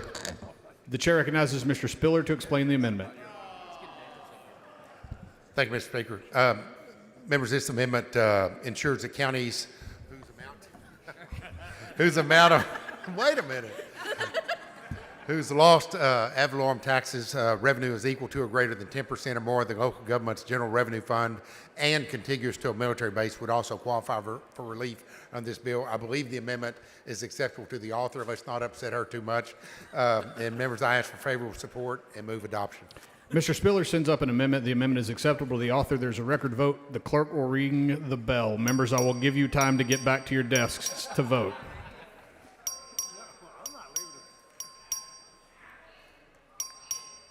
Have all voted? Have all voted? There being 145 ayes, 0 nays, the amendment is adopted. The chair recognizes Ms. Hicklin to close on the bill. Ms. Perez, for what purpose? Will the gentlelady yield? Will the lady yield? I will yield for questions, yes. The lady yields for questions. Can you tell the body what it was like when you first met me? I was starstruck. I lost my balance. Although that's a great answer, why don't you elaborate more about you losing your balance? I crashed into you. I wasn't looking where I was going. Because you wanted me to always remember you? Yes. That's a good answer. Congratulations on your first bill. Mr. Raymond, for what purpose? Mr. Speaker, would the not-so-gentle lady yield for a question? Will the lady yield for a question? Yes. The lady yields. Let me ask you, is your name really Hillary? It is. And you won a Republican primary? That's impressive. I'm impressed. What can I say? I'm impressed. Very impressive. But I want to ask you something about this bill. Will this bill help drain the swamp? Don't we live in the swamp? What? Don't we live in the swamp? Lock her up. Non-responsive, Your Honor, non-responsive. Let me ask you something else. Is this bill a MAGA bill? This bill is Will it make Austin great again? This is pro-American. Will it make Abilene great again? It's pro-American Will it make heroes. Amarillo It great is again? definitely MAGA. Is it a MAGA-licious It's bill or not? pro-American. Yes. Is this a MAGA-licious bill or not? Whatever that means. I don't even know what Is that it means. Is it a Megalonia bill? I'm not advised. Is it a mega MAGA bill? Thank you, Mr. Speaker. Mrs. Weiner, for what purpose? Will the gentlelady yield? Will the gentlelady yield? I will yield for questions, yes. For questions, yes. Representative Hicklin, this is your first bill, correct? That's correct. And the subject of this bill is property tax exemptions for veterans? That's no, the exemptions already exist. This is a reimbursement for communities that are burdened. I would like to know how relieved you are that this, of all your bills, is your first bill. I've been accused of banning things, but yes, this is a great bill. Everyone should vote for it. Move passage. The question occurs on passage to engrossment of House Bill 2894. This is a record vote. The clerk will ring the bell.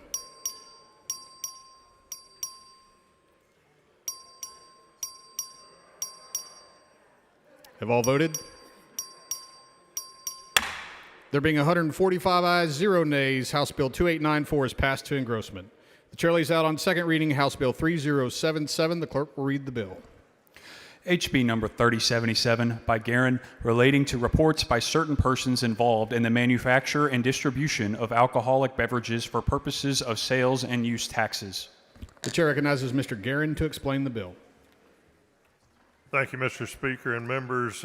This bill amends the tax code, repealing the requirement to include UPC codes in the RITS report, the UPC requirement for reports for brewers, brew pubs, wholesalers, and distributors. I move passage. The question occurs on passage to engrossment of House Bill 3077. This is a record vote. The clerk will ring the bell.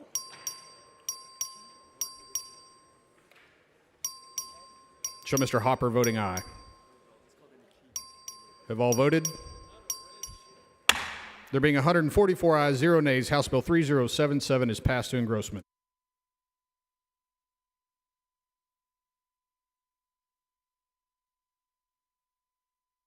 Chair lays out on second reading House Bill 3684. The clerk will read the bill.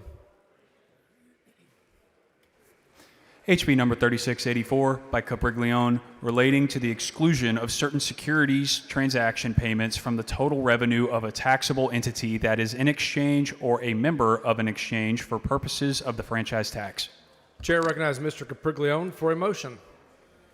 Thank you, Mr. Speaker. I move to postpone further consideration of House Bill 3684 until 10 a.m. Friday, April 25th, 2025. Members, you've heard the motion. Is there objection? Chair is none, so ordered. Mr. Capriglione for another motion.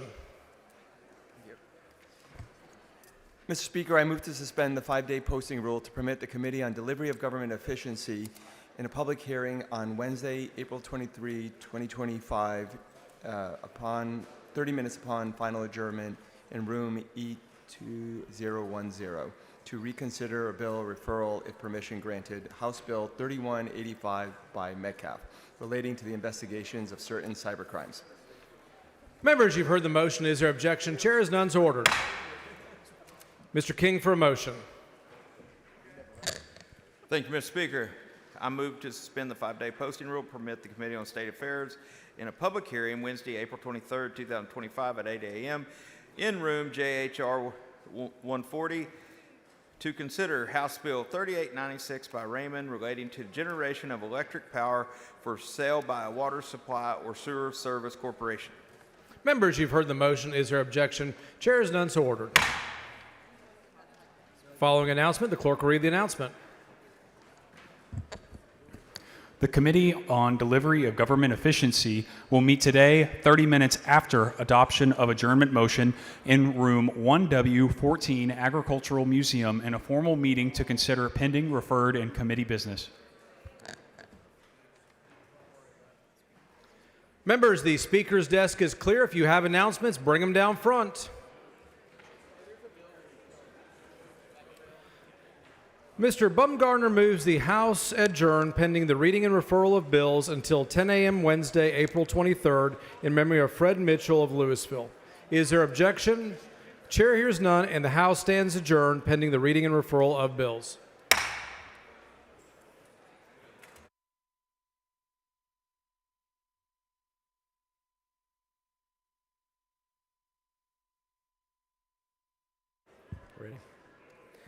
The following bills and resolutions on first reading and referral to committee. The clerk will read the bills and resolutions. HB 5681 by Bill Montgomery, relating to the powers of the West Mongolia Parkway Improvement District for the Committee on Intergovernmental Affairs. HB 5682 by Richardson, relating to creation of the Colma Ranch Municipal Managed District Number 1, granting a limited access of eminent domain, providing authority to issue bonds, providing authority to impose assessments and fees for the Committee of Intergovernmental Affairs. HCR 130 by Craddock, recognizing April 29, 2025 as Donate Live Texas Day for the Committee of Local and Consent Calendars. SB 6 by King, relating to the electricity planning and infrastructure costs for large loads for the Committee on State Affairs. SB 12 by Creighton, relating to the parental rights of public education, to certain public school requirements and prohibitions regarding institutions, instructions in diversity, equity, and inclusion duties to the student clubs at public schools or for the Committee on Public Education. SB 16 by Hughes, relating to requiring a person to submit proof of citizenship to require a vote or for the Committee on Elections. SB 22 by Hoffman, relating to the Texas Moving Project Industry Incentive Program and an establishment in the funding of the Texas Moving Industry Incentive Fund or for the Committee of Culture, Recreation, and Tourism. SB 30 by Shortner, relating to recovering of damages in civil actions or for the Committee of Judiciary and Civil Jurisprudence. SB 32 by Betancourt relating the exemption from ad valorem taxation of the portion of appraised value of the tangible personal property that is held for the production of an income and franchise tax credit for the payment of the certain ad valorem taxes or for the Committee on Ways and Means. SB 33 by Combo relating to the certain prohibited transactions and logistical support between a governmental entity and an abortion assistance entity or an abortion provider for the procurement of an abortion or related services or for the Committee on State Affairs. SB 34 by Sparks relating the preparation for and the prevention and management potential effects of wildfires and emergency communications in the state, authorizing an increase in the assessment of certain insurances. Funded the Volunteer Fire Department Assistance Fund for the Committee on State Affairs. SB 36 by Parker relating the Homeland Security activities of certain entities, including the establishments of operations of the Homeland Security Division of the Department of Public Safety or for the Committee of Homeland Security, Public Safety, and Veterans Affairs. SB 37 by Creighton relating the governance of public institutions of higher education, including review of curriculum and certain degree and certificate boards of a faculty, council, or senate, training for members of governing board, and the establishment of the Texas Higher Education Coordinating Board of the Office Budsman and for the Committee of Higher Education. SB 53 by Zaffarini relating to certain notice and filing requirements of the court proceedings involving persons with mental illnesses or for the Committee of Judiciary and Civil Jurisprudence. SB 60 by Zaffarini relating to disposition of a public junior college library of certain library materials or for the Committee of Higher Education. SB 75 by Hall relating to resilience of electricity grid in certain municipalities or for the Committee on State Affairs. SB 95 by Hall relating the administrations of immunizations to children and required written notice and consent to those immunizations and the civil liability for the failure to obtain the consent providing administrative penalty for the Committee on Public Health. SB 108 by Hall relating the appointment of the election clerks or for the Committee on Elections. SB 112 by Hall relating to parental rights in public education or for the Committee on Public Education. HB 21-3 by West relating to prohibiting insurances from requiring hiring of residential property and the personal automobile insurance policies are for the Committee on Insurance. HB 22-6 by West relating to establishing residency for children who are on the subject of parental child safety placement agreements for the purposes of administration in public schools or for the Committee on Public Education. SB 23-1 by King relating temporary emergency electric energy facilities or for the Committee on State Affairs. SB 24-1 by Flores relating to prohibitions on camping in a public place or for the Committee on State Affairs. SB 24-9 by Flores relating the memorial markers for certain officers killed in line of duty for the Committee on Transportation. SB 26-3 by Perry relating the computation of the cost of goods sold by television and radio broadcasters for the purpose of the franchise task for the Committee on Ways and Means. SB 26-4 by Perry relating to discontinuing the group of self-insurance covers, dissolving the Texas Insurance Group Guarantee Fund and Trust Fund under the Texas Workers' Compensation Act for the Subcommittee on Workforce. SB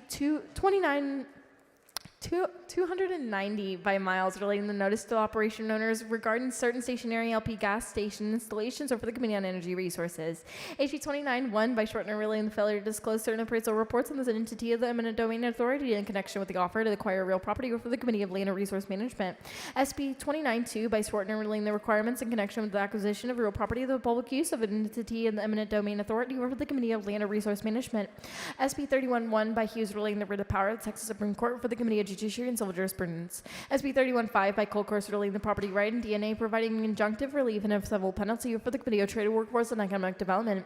SB 31-8 by Creighton relating the establishment of the Election Integrity Division of the Office of the Attorney General for the Committee of State Affairs. HB 370 by Perry relating the availability of the certain personal information of a child's spouse or surviving of a spouse of a current former employee of the Office of the Attorney General of the Public Defender's Office or for the Committee of Delivery of Government Efficiency. HB 37-8 by Shortner relating to certain prohibited practices by barber cosmetologists or for the Committee of Licensing and Administrative Procedures. HB 38-7 by Zaffarini relating the bond requirements for certain judges or for the Committee the Subcommittee on Family and Fiduciary Relationships.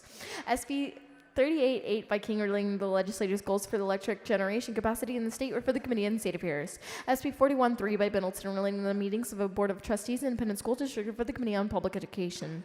HB 41-4 by Middleton relating text of a ballot propositions of a bond election for the Committee on Pensions, Investments, and Financial Services. SB 42-7 by Hinojosa Hidalgo relating the eligibility of certain political subdivisions to receive a state loan in the grant following the political subdivision's failure to comply with the financial reporting requirements for the Committee of Intergovernmental Affairs. HB 44-1 by Hinojosa Hidalgo relating the civil liability, the production and solicitation, disclosure, promotion of artificial intimate visual material for the Committee on Judiciary and Civil Jurisprudence. HB 44-2 by Hinojosa Hidalgo relating the prosecution and punishment of the offense of the unlawful production protecting the distribution of certain sexually explicit media, increasing penalty for the Committee on Criminal Jurisprudence. HB 49.3 by Cole Course relating to certain protected disclosures of communications by pharmacists and pharmacies regarding prescription drug benefits or for the Committee on Insurance.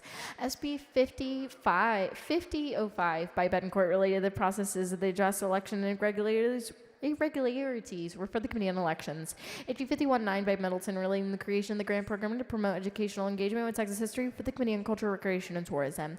SB 52.3 by Zaffaridi relating to the issuance of driver's license for certain persons that includes an alternative to driver's license residence address or for the Committee of Homeland Security, Public Safety, and Veterans Affairs. SB 53.5 by Huffman relating to accessibility of evidence regarding a victim's past sexual behavior in the prosecutions of certain trafficking, sexual, or sexual offensive or for the Committee of Judiciary or for the Committee on Criminal Jurisprudence. SB 552 by Huffman relating the changing availability to certain persons who receive community supervision, including the deferred injunction community supervision, or for the Committee on Corrections. SB 56A by Betancourt relating to special education in public schools, funding for special education under the Foundation School Program, or for the Committee on Public Education. SB 570 by West relating Betancourt relating to the attendance adopted by public schools to prevent truancy for the Committee on Public Education. SB 57.8 by West relating to the surveillance cameras for certain housing developments that receive an allocation of low-income housing tax credits or for the Committee on Intergovernmental Affairs. SB 59.6 by West relating to reporting of certain information on the placement of children in suits filed by the Department of Family and Protective Services or for the Committee on Human Services.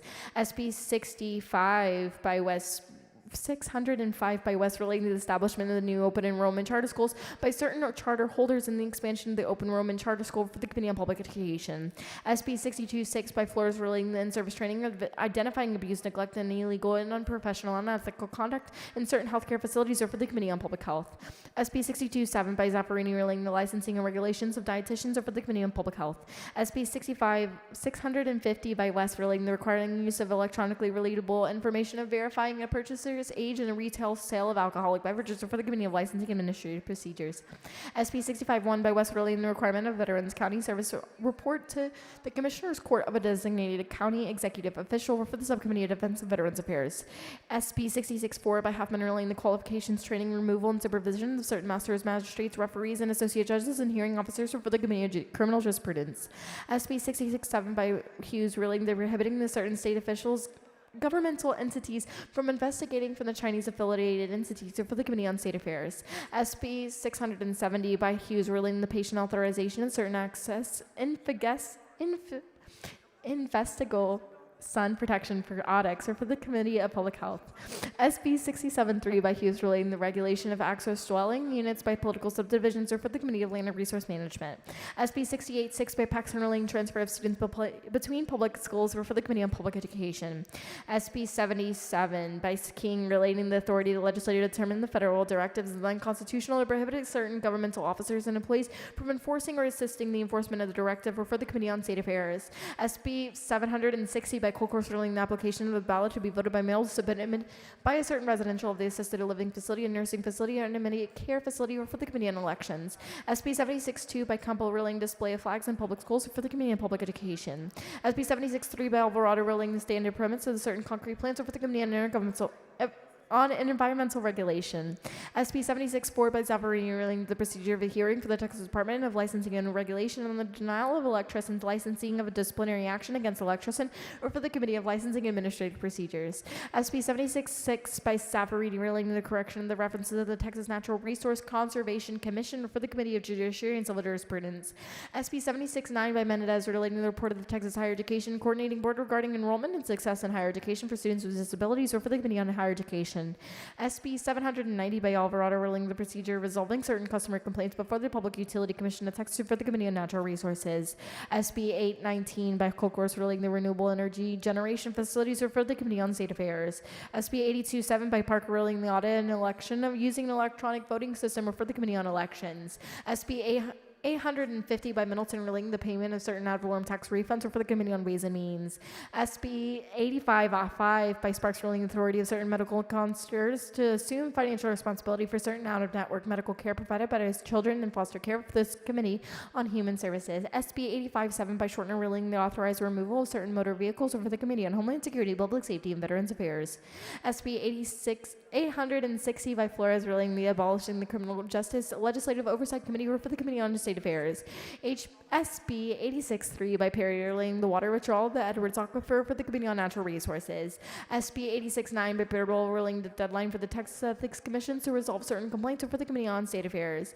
SB 87-5 by Birdwell relating to prohibiting election activities committed by a member of the Board of Trustees of the Superintendent of the Independent School District of certain school district premises, or for the Committee on Public Education.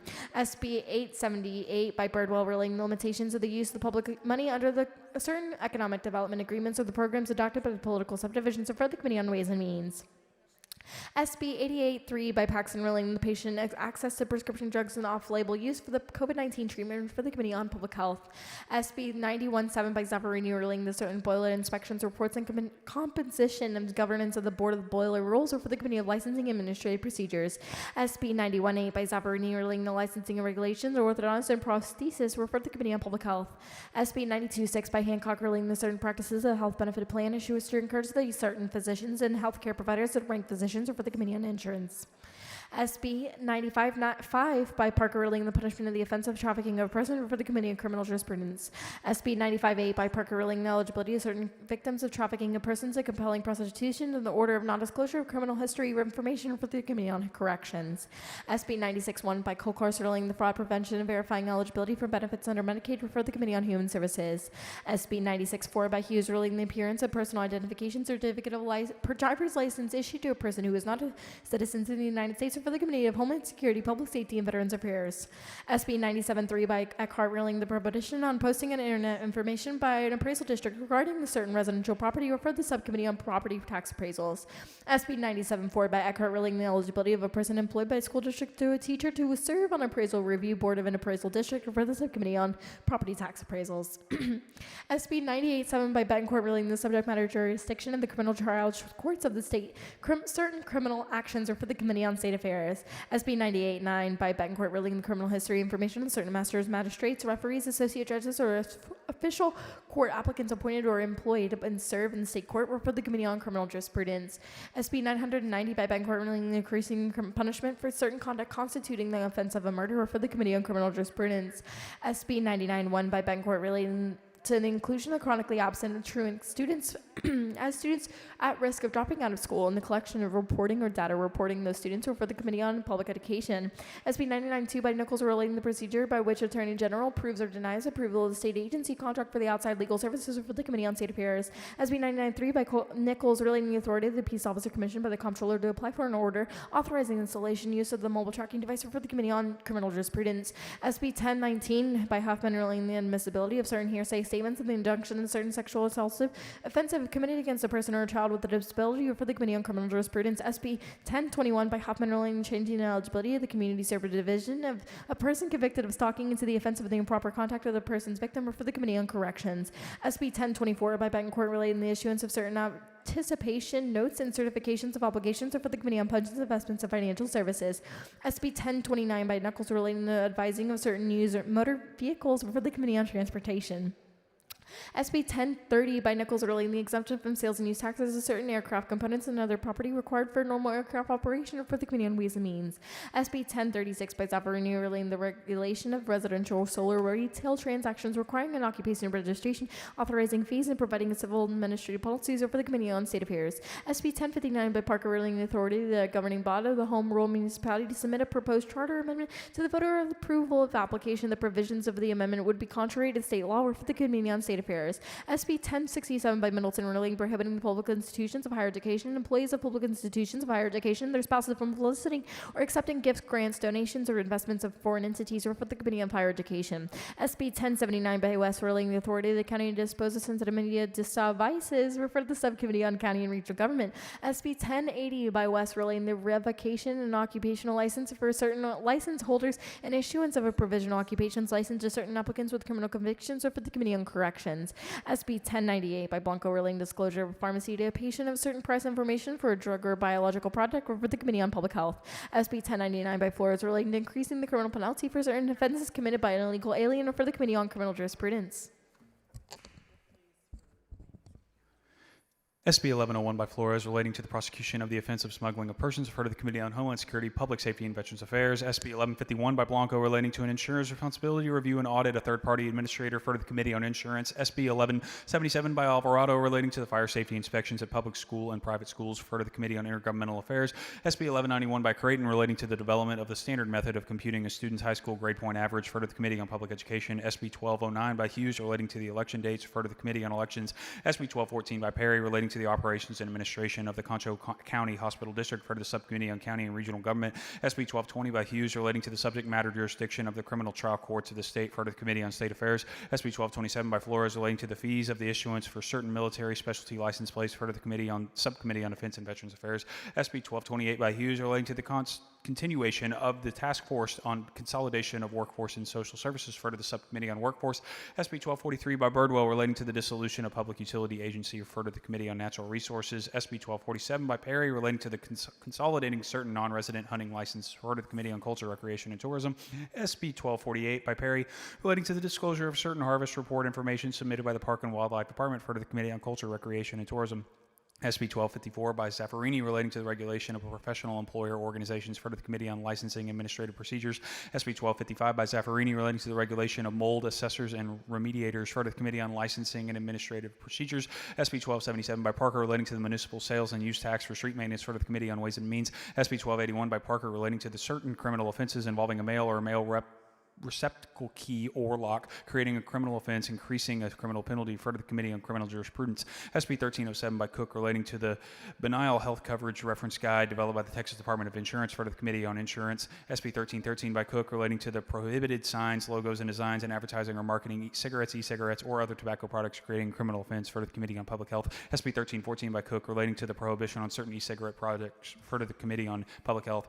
SB 1320 by Sparks relating to the establishment of the organized Oilfield Theft Prevention Unit within the Texas Department of Public Safety, for the Committee on Energy Resources. SB 1343 by Johnson relating to the notice requirements of a data broker registration statement and internet website, for the Committee on Trade, Workforce, and Economic Development. SB 1346 by Hughes relating to the prohibited sales of persons attempting to purchase all or substantially all possibly winning tickets in a lottery drawing, for the Committee on Licensing and Administrative Procedures. SB 1352 by Hinojosa Onoesis relating to the deadline of filing an application for certain ad valorem tax exemptions or allocations and the calculation of the penalty for filing a late application for such an exemption or allocation, for the Committee on Ways and Means. SB 1353 by Hinojosa of Nueces relating to the licensing and regulation of pilots and in the jurisdiction of the Pilot Board of a navigation district located in Cameron County, for the Committee on Transportation. SB 1364 by Nichols relating to the repeal of wheelbase and horsepower restrictions for the state's passenger vehicle fleet, for the Committee on Delivery of Government Efficiency. SB 1365 by Nichols relating to vehicle registration, license plates, and inspection reports, for the Committee on Transportation. SB 1372 by Hinojosa of Hidalgo relating to the access of the crime laboratory portal, referred to the Committee on Criminal Jurisprudence. SB 1379 by Flores relating to the increasing the criminal penalties for forgery, referred to the Committee on Criminal Jurisprudence. SB 1386 by Huffman relating to a testimony or the production of evidence before the House of Legislature or a legislative committee, for the Committee on House Administration. SB 1394 by Hall relating to the weight and higher load restrictions for the person or for the operation of a vehicle transporting ready mixed concrete on a public highway, for the Committee on Transportation. SB 1396 by Hall relating to prohibiting the adoption or the use of national sex education standards in public schools, for the Committee on Public Education. SB 1401 by West relating to the creation of the Texas Mental Health Profession Pipeline Program by the Texas Higher Education Coordinating Board, for the Committee on Higher Education. SB 1409 by Parker relating to health benefits offered by the post-secondary educational institutions of students and their families, for the Committee on Higher Education. SB 1447 by Menendez relating to the standards adopted by the Texas Education Agency regarding the use of electronic devices and software applications by public schools, for the Committee on Public Education. SB 1451 by Flores relating to increasing the criminal penalty for the offense of stealing or receiving a stolen check or similar side order, for the Committee on Criminal Jurisprudence. SB 1453 by Betancourt relating to the current depth rate and tax rate of a taxing unit for ad valorem tax purposes, for the Committee on Ways and Means. SB 1470 by Hughes relating to the Department of Public Safety to share data for the purpose of maintaining the statewide voter registration list, for the Committee on Elections. SB 1504 by Middleton relating to meetings of the Board of the Directors Directors of the Gulf Coast Authority, referred to the Committee on Natural Resources. SB 1506 by Parker, relating to the frequency with which the Board of Pardons and Paroles reconsiders inmates for release on parole, referred to the Committee on Corrections. SB 1522 by Perry, relating to the regulation of continuing care facilities, referred to the Committee on Human Services. SB 1527 by West, relating to the administration of contributions to and benefits under the public retirement systems for police and firefighters in certain municipalities, referred to the Committee on Pensions, Investments, and Financial Services. SB 1535 by Zaffarini, relating to the establishment of the Texas Workforce Commission of an Advanced Nuclear Energy Workforce Development Program, referred to the Committee on State Affairs. SB 1537 by Zaffarini, relating to the appointment of an interpreter in criminal proceedings, referred to the Committee on Criminal Jurisprudence. SB 1541 by Betancourt, relating to the state oversight in county elections following the county election audit, referred to the Committee on Elections. SB 1566 by Betancourt, relating to the connection of utilities by certain entities in certain subdivisions formerly located in municipalities' extraterritorial jurisdiction, referred to the Committee on State Affairs. SB 1577 by Parker, relating to a temporary sale of alcoholic beverages at certain racing facilities, referred to the Committee on Licensing and Administrative Procedures. SB 1596 by Hagen-Butch, relating to the prohibition of short barrel firearms, referred to the Committee on Homeland Security, Public Safety, and Veterans Affairs.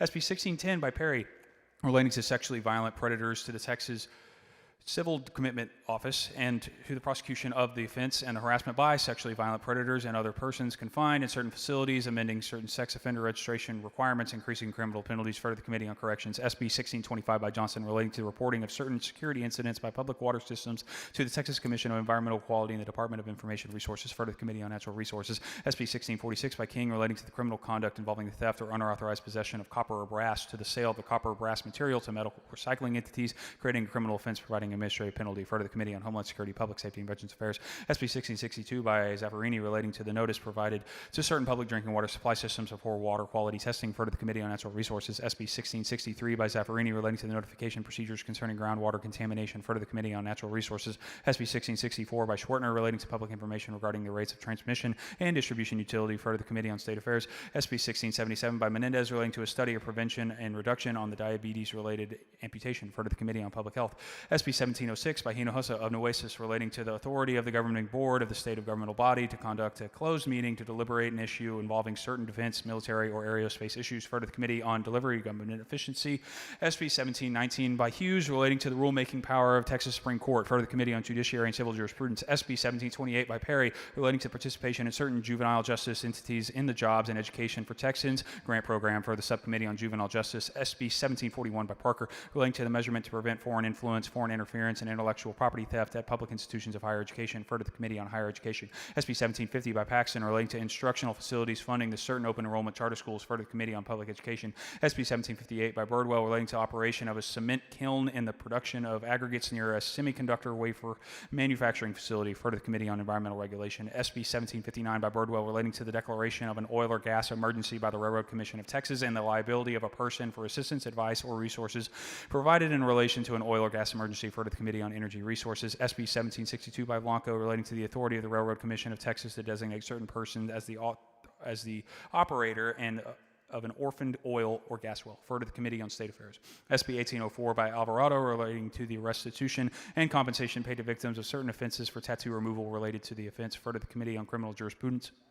SB 1806 by Sparks, relating to the inspection, purchase, sale, possession, storage, transportation, and disposal of petroleum products, oil and gas equipment, and oil and gas waste, creating criminal offenses and increasing the punishment for an existing criminal offense, referred to the Committee on Energy Resources. SB 1818 by Hancock, relating to the issuance of a license or provisional license to certain military service members, military veterans, and military spouses to engage in business or occupation in the state, referred to the Committee on Licensing and Administrative Procedures. SB 1822 by Johnson, relating to the use of artificial intelligence-based algorithms and utilization review conducted for certain health benefit plans, referred to the Committee on Insurance. SB 1838 by Zaffarini, relating to an appointment of attorneys ad litem and the compensation of certain attorneys ad litem in suits affecting the parent-child relationship filed by the governmental entity, referred to the Subcommittee on Family and Fiduciary Relationships. SB 1839 by Zaffarini, relating to the delivery of records, including a will and probate proceedings transferred to other courts, referred to the Subcommittee on Family and Fiduciary Relationships. SB 1851 by Nichols, relating to the penalty for noncompliance with certain audit requirements by municipality, referred to the Committee on Intergovernmental Affairs. SB 1855 by by Perry relating to requirements that certain plats for the subdivision and land include evidence of groundwater supply, referred to the Committee on Natural Resources. SB 1869 by Perry relating to the procedures for modifying the schedules of controlled substances, referred to the Committee on Public Health.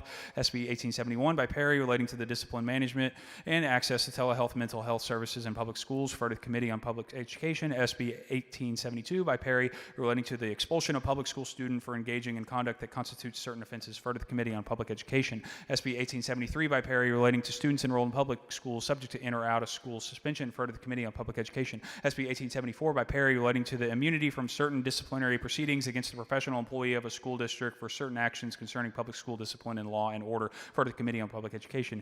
SB 1877 by Schwartner relating to the authority of the Office of the Public Utility Council to access certain data, referred to the Committee on State Affairs. SB 1879 by Schwartner relating to the transfer of certain state property from the Texas Department of Criminal Justice to Walker County, referred to the Committee on Corrections. SB 1901 by Huffman relating to the administration of the Texas Opioid Abatement Fund Council and Texas Opioid Abatement Trust Fund, referred to the Committee on Appropriations. SB 1902 by Nichols relating to the administration of a dealer-issued license plate database and to the removal and transfer of license plates, referred to the Committee on Transportation. SB 1919 by West relating to the authority of the Texas Department of Transportation to settle certain claims, referred to the Committee on Transportation. SB 1921 by West relating to the common characteristic or use project in a public improvement district in certain municipalities, referred to the Committee on Intergovernmental Affairs. SB 1927 by Hinojosa of Nueces, relating to municipal regulation of removal of an ash juniper tree, referred to the Committee on Land and Resource Management.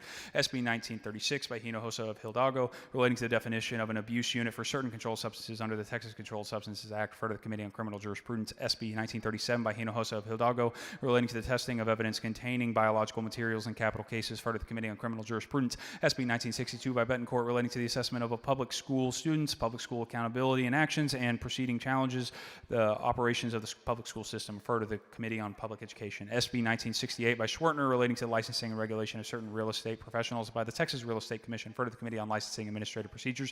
SB 1977 by Colcourse, relating to the recovery and reimbursement of certain expenses by an electric utility or a water and sewer utility in a rate proceeding, referred to the Committee on State Affairs. SB 2034 by Paxton, relating to the receivership of a single source continuum contractor providing child welfare services, referred to the Committee on Human Services.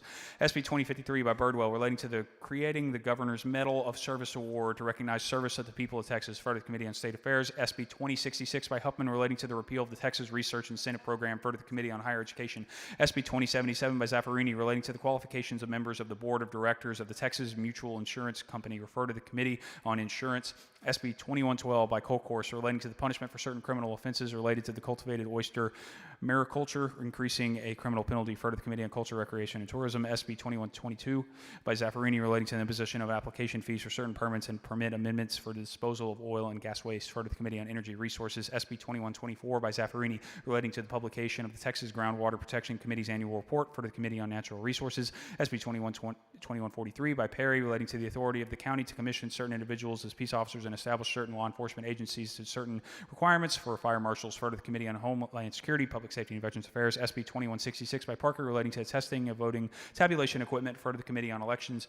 SB 2180 by Hagen-Butch, relating to requiring a certification for peace officers to conduct certain polygraph examinations, referred to the Committee on Homeland Security, Public Safety, and Veterans Affairs. SB 2204 by Birdwell, relating to the applicability of uniform grant and contract management standards to certain Texas Water Development Board programs, referred to the Committee on Natural Resources.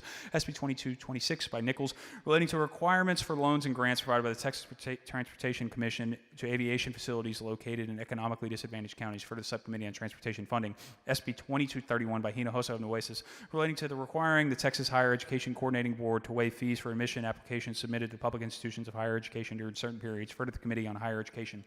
SB 2237 by Betancourt, relating to severance pay for certain political subdivision employees, referred to the Committee on Intergovernmental Affairs. SB 2243 by West, relating to the authority of the Texas Department of Motor Vehicles to require a vehicle, trailer, or semi-trailer to have a vehicle identification number inspection, referred to the Committee on Transportation. SB 2289 by Miles, relating to reporting regarding county jail prisoners confined in and out of state jails, referred to the Subcommittee on County and Regional Government. SB 2312 by Hughes, relating to the establishment and powers of the duties of the Texas Advisory Committee of Geopolitical Conflict, referred to the Committee on Homeland Security, Public Safety, Safety and Veterans Affairs. SB 2320 by King relating to the increasing the criminal punishment for certain deriving while intoxicated offenses. Referred to the Committee on Criminal Jurisprudence. SB 2321 by King relating to the regulation of emissions by the Texas Commission on Environmental Quality during and affecting electric demand on grid reliability. Referred to the Committee on Environmental Regulation. SB 2361 by Colcourse relating to the transfer of the University of Houston Victoria to the Texas A&M University System. Referred to the Committee on Higher Education. SB 2420 by Paxton relating to the regulation of platforms for the sale and distribution of software applications for mobile devices. Referred to the Committee on Trade, Workforce, and Economic Development.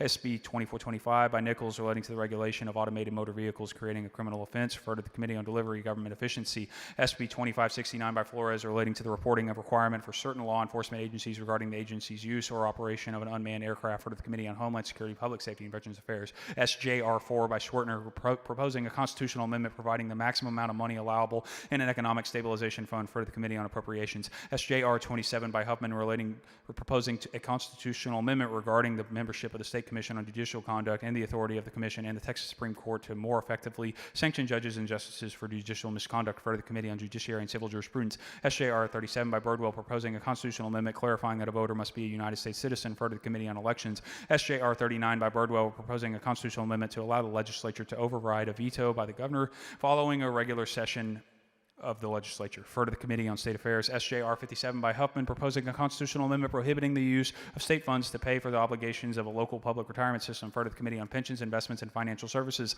SCR 1 by Hall designating February 10th as Crossing Guard Appreciation Day for a 10-year period ending in 2035. Refer to the Committee on Culture, Recreation, and Tourism. SCR 8 by Parker expressing opposition to the creation of a central bank digital currency. Refer to the Committee on State Affairs. SCR 37 by Creighton recognizing the strategic importance of the Panama Canal to the economic strength of the United States and the state of Texas. For the Subcommittee on International Relations.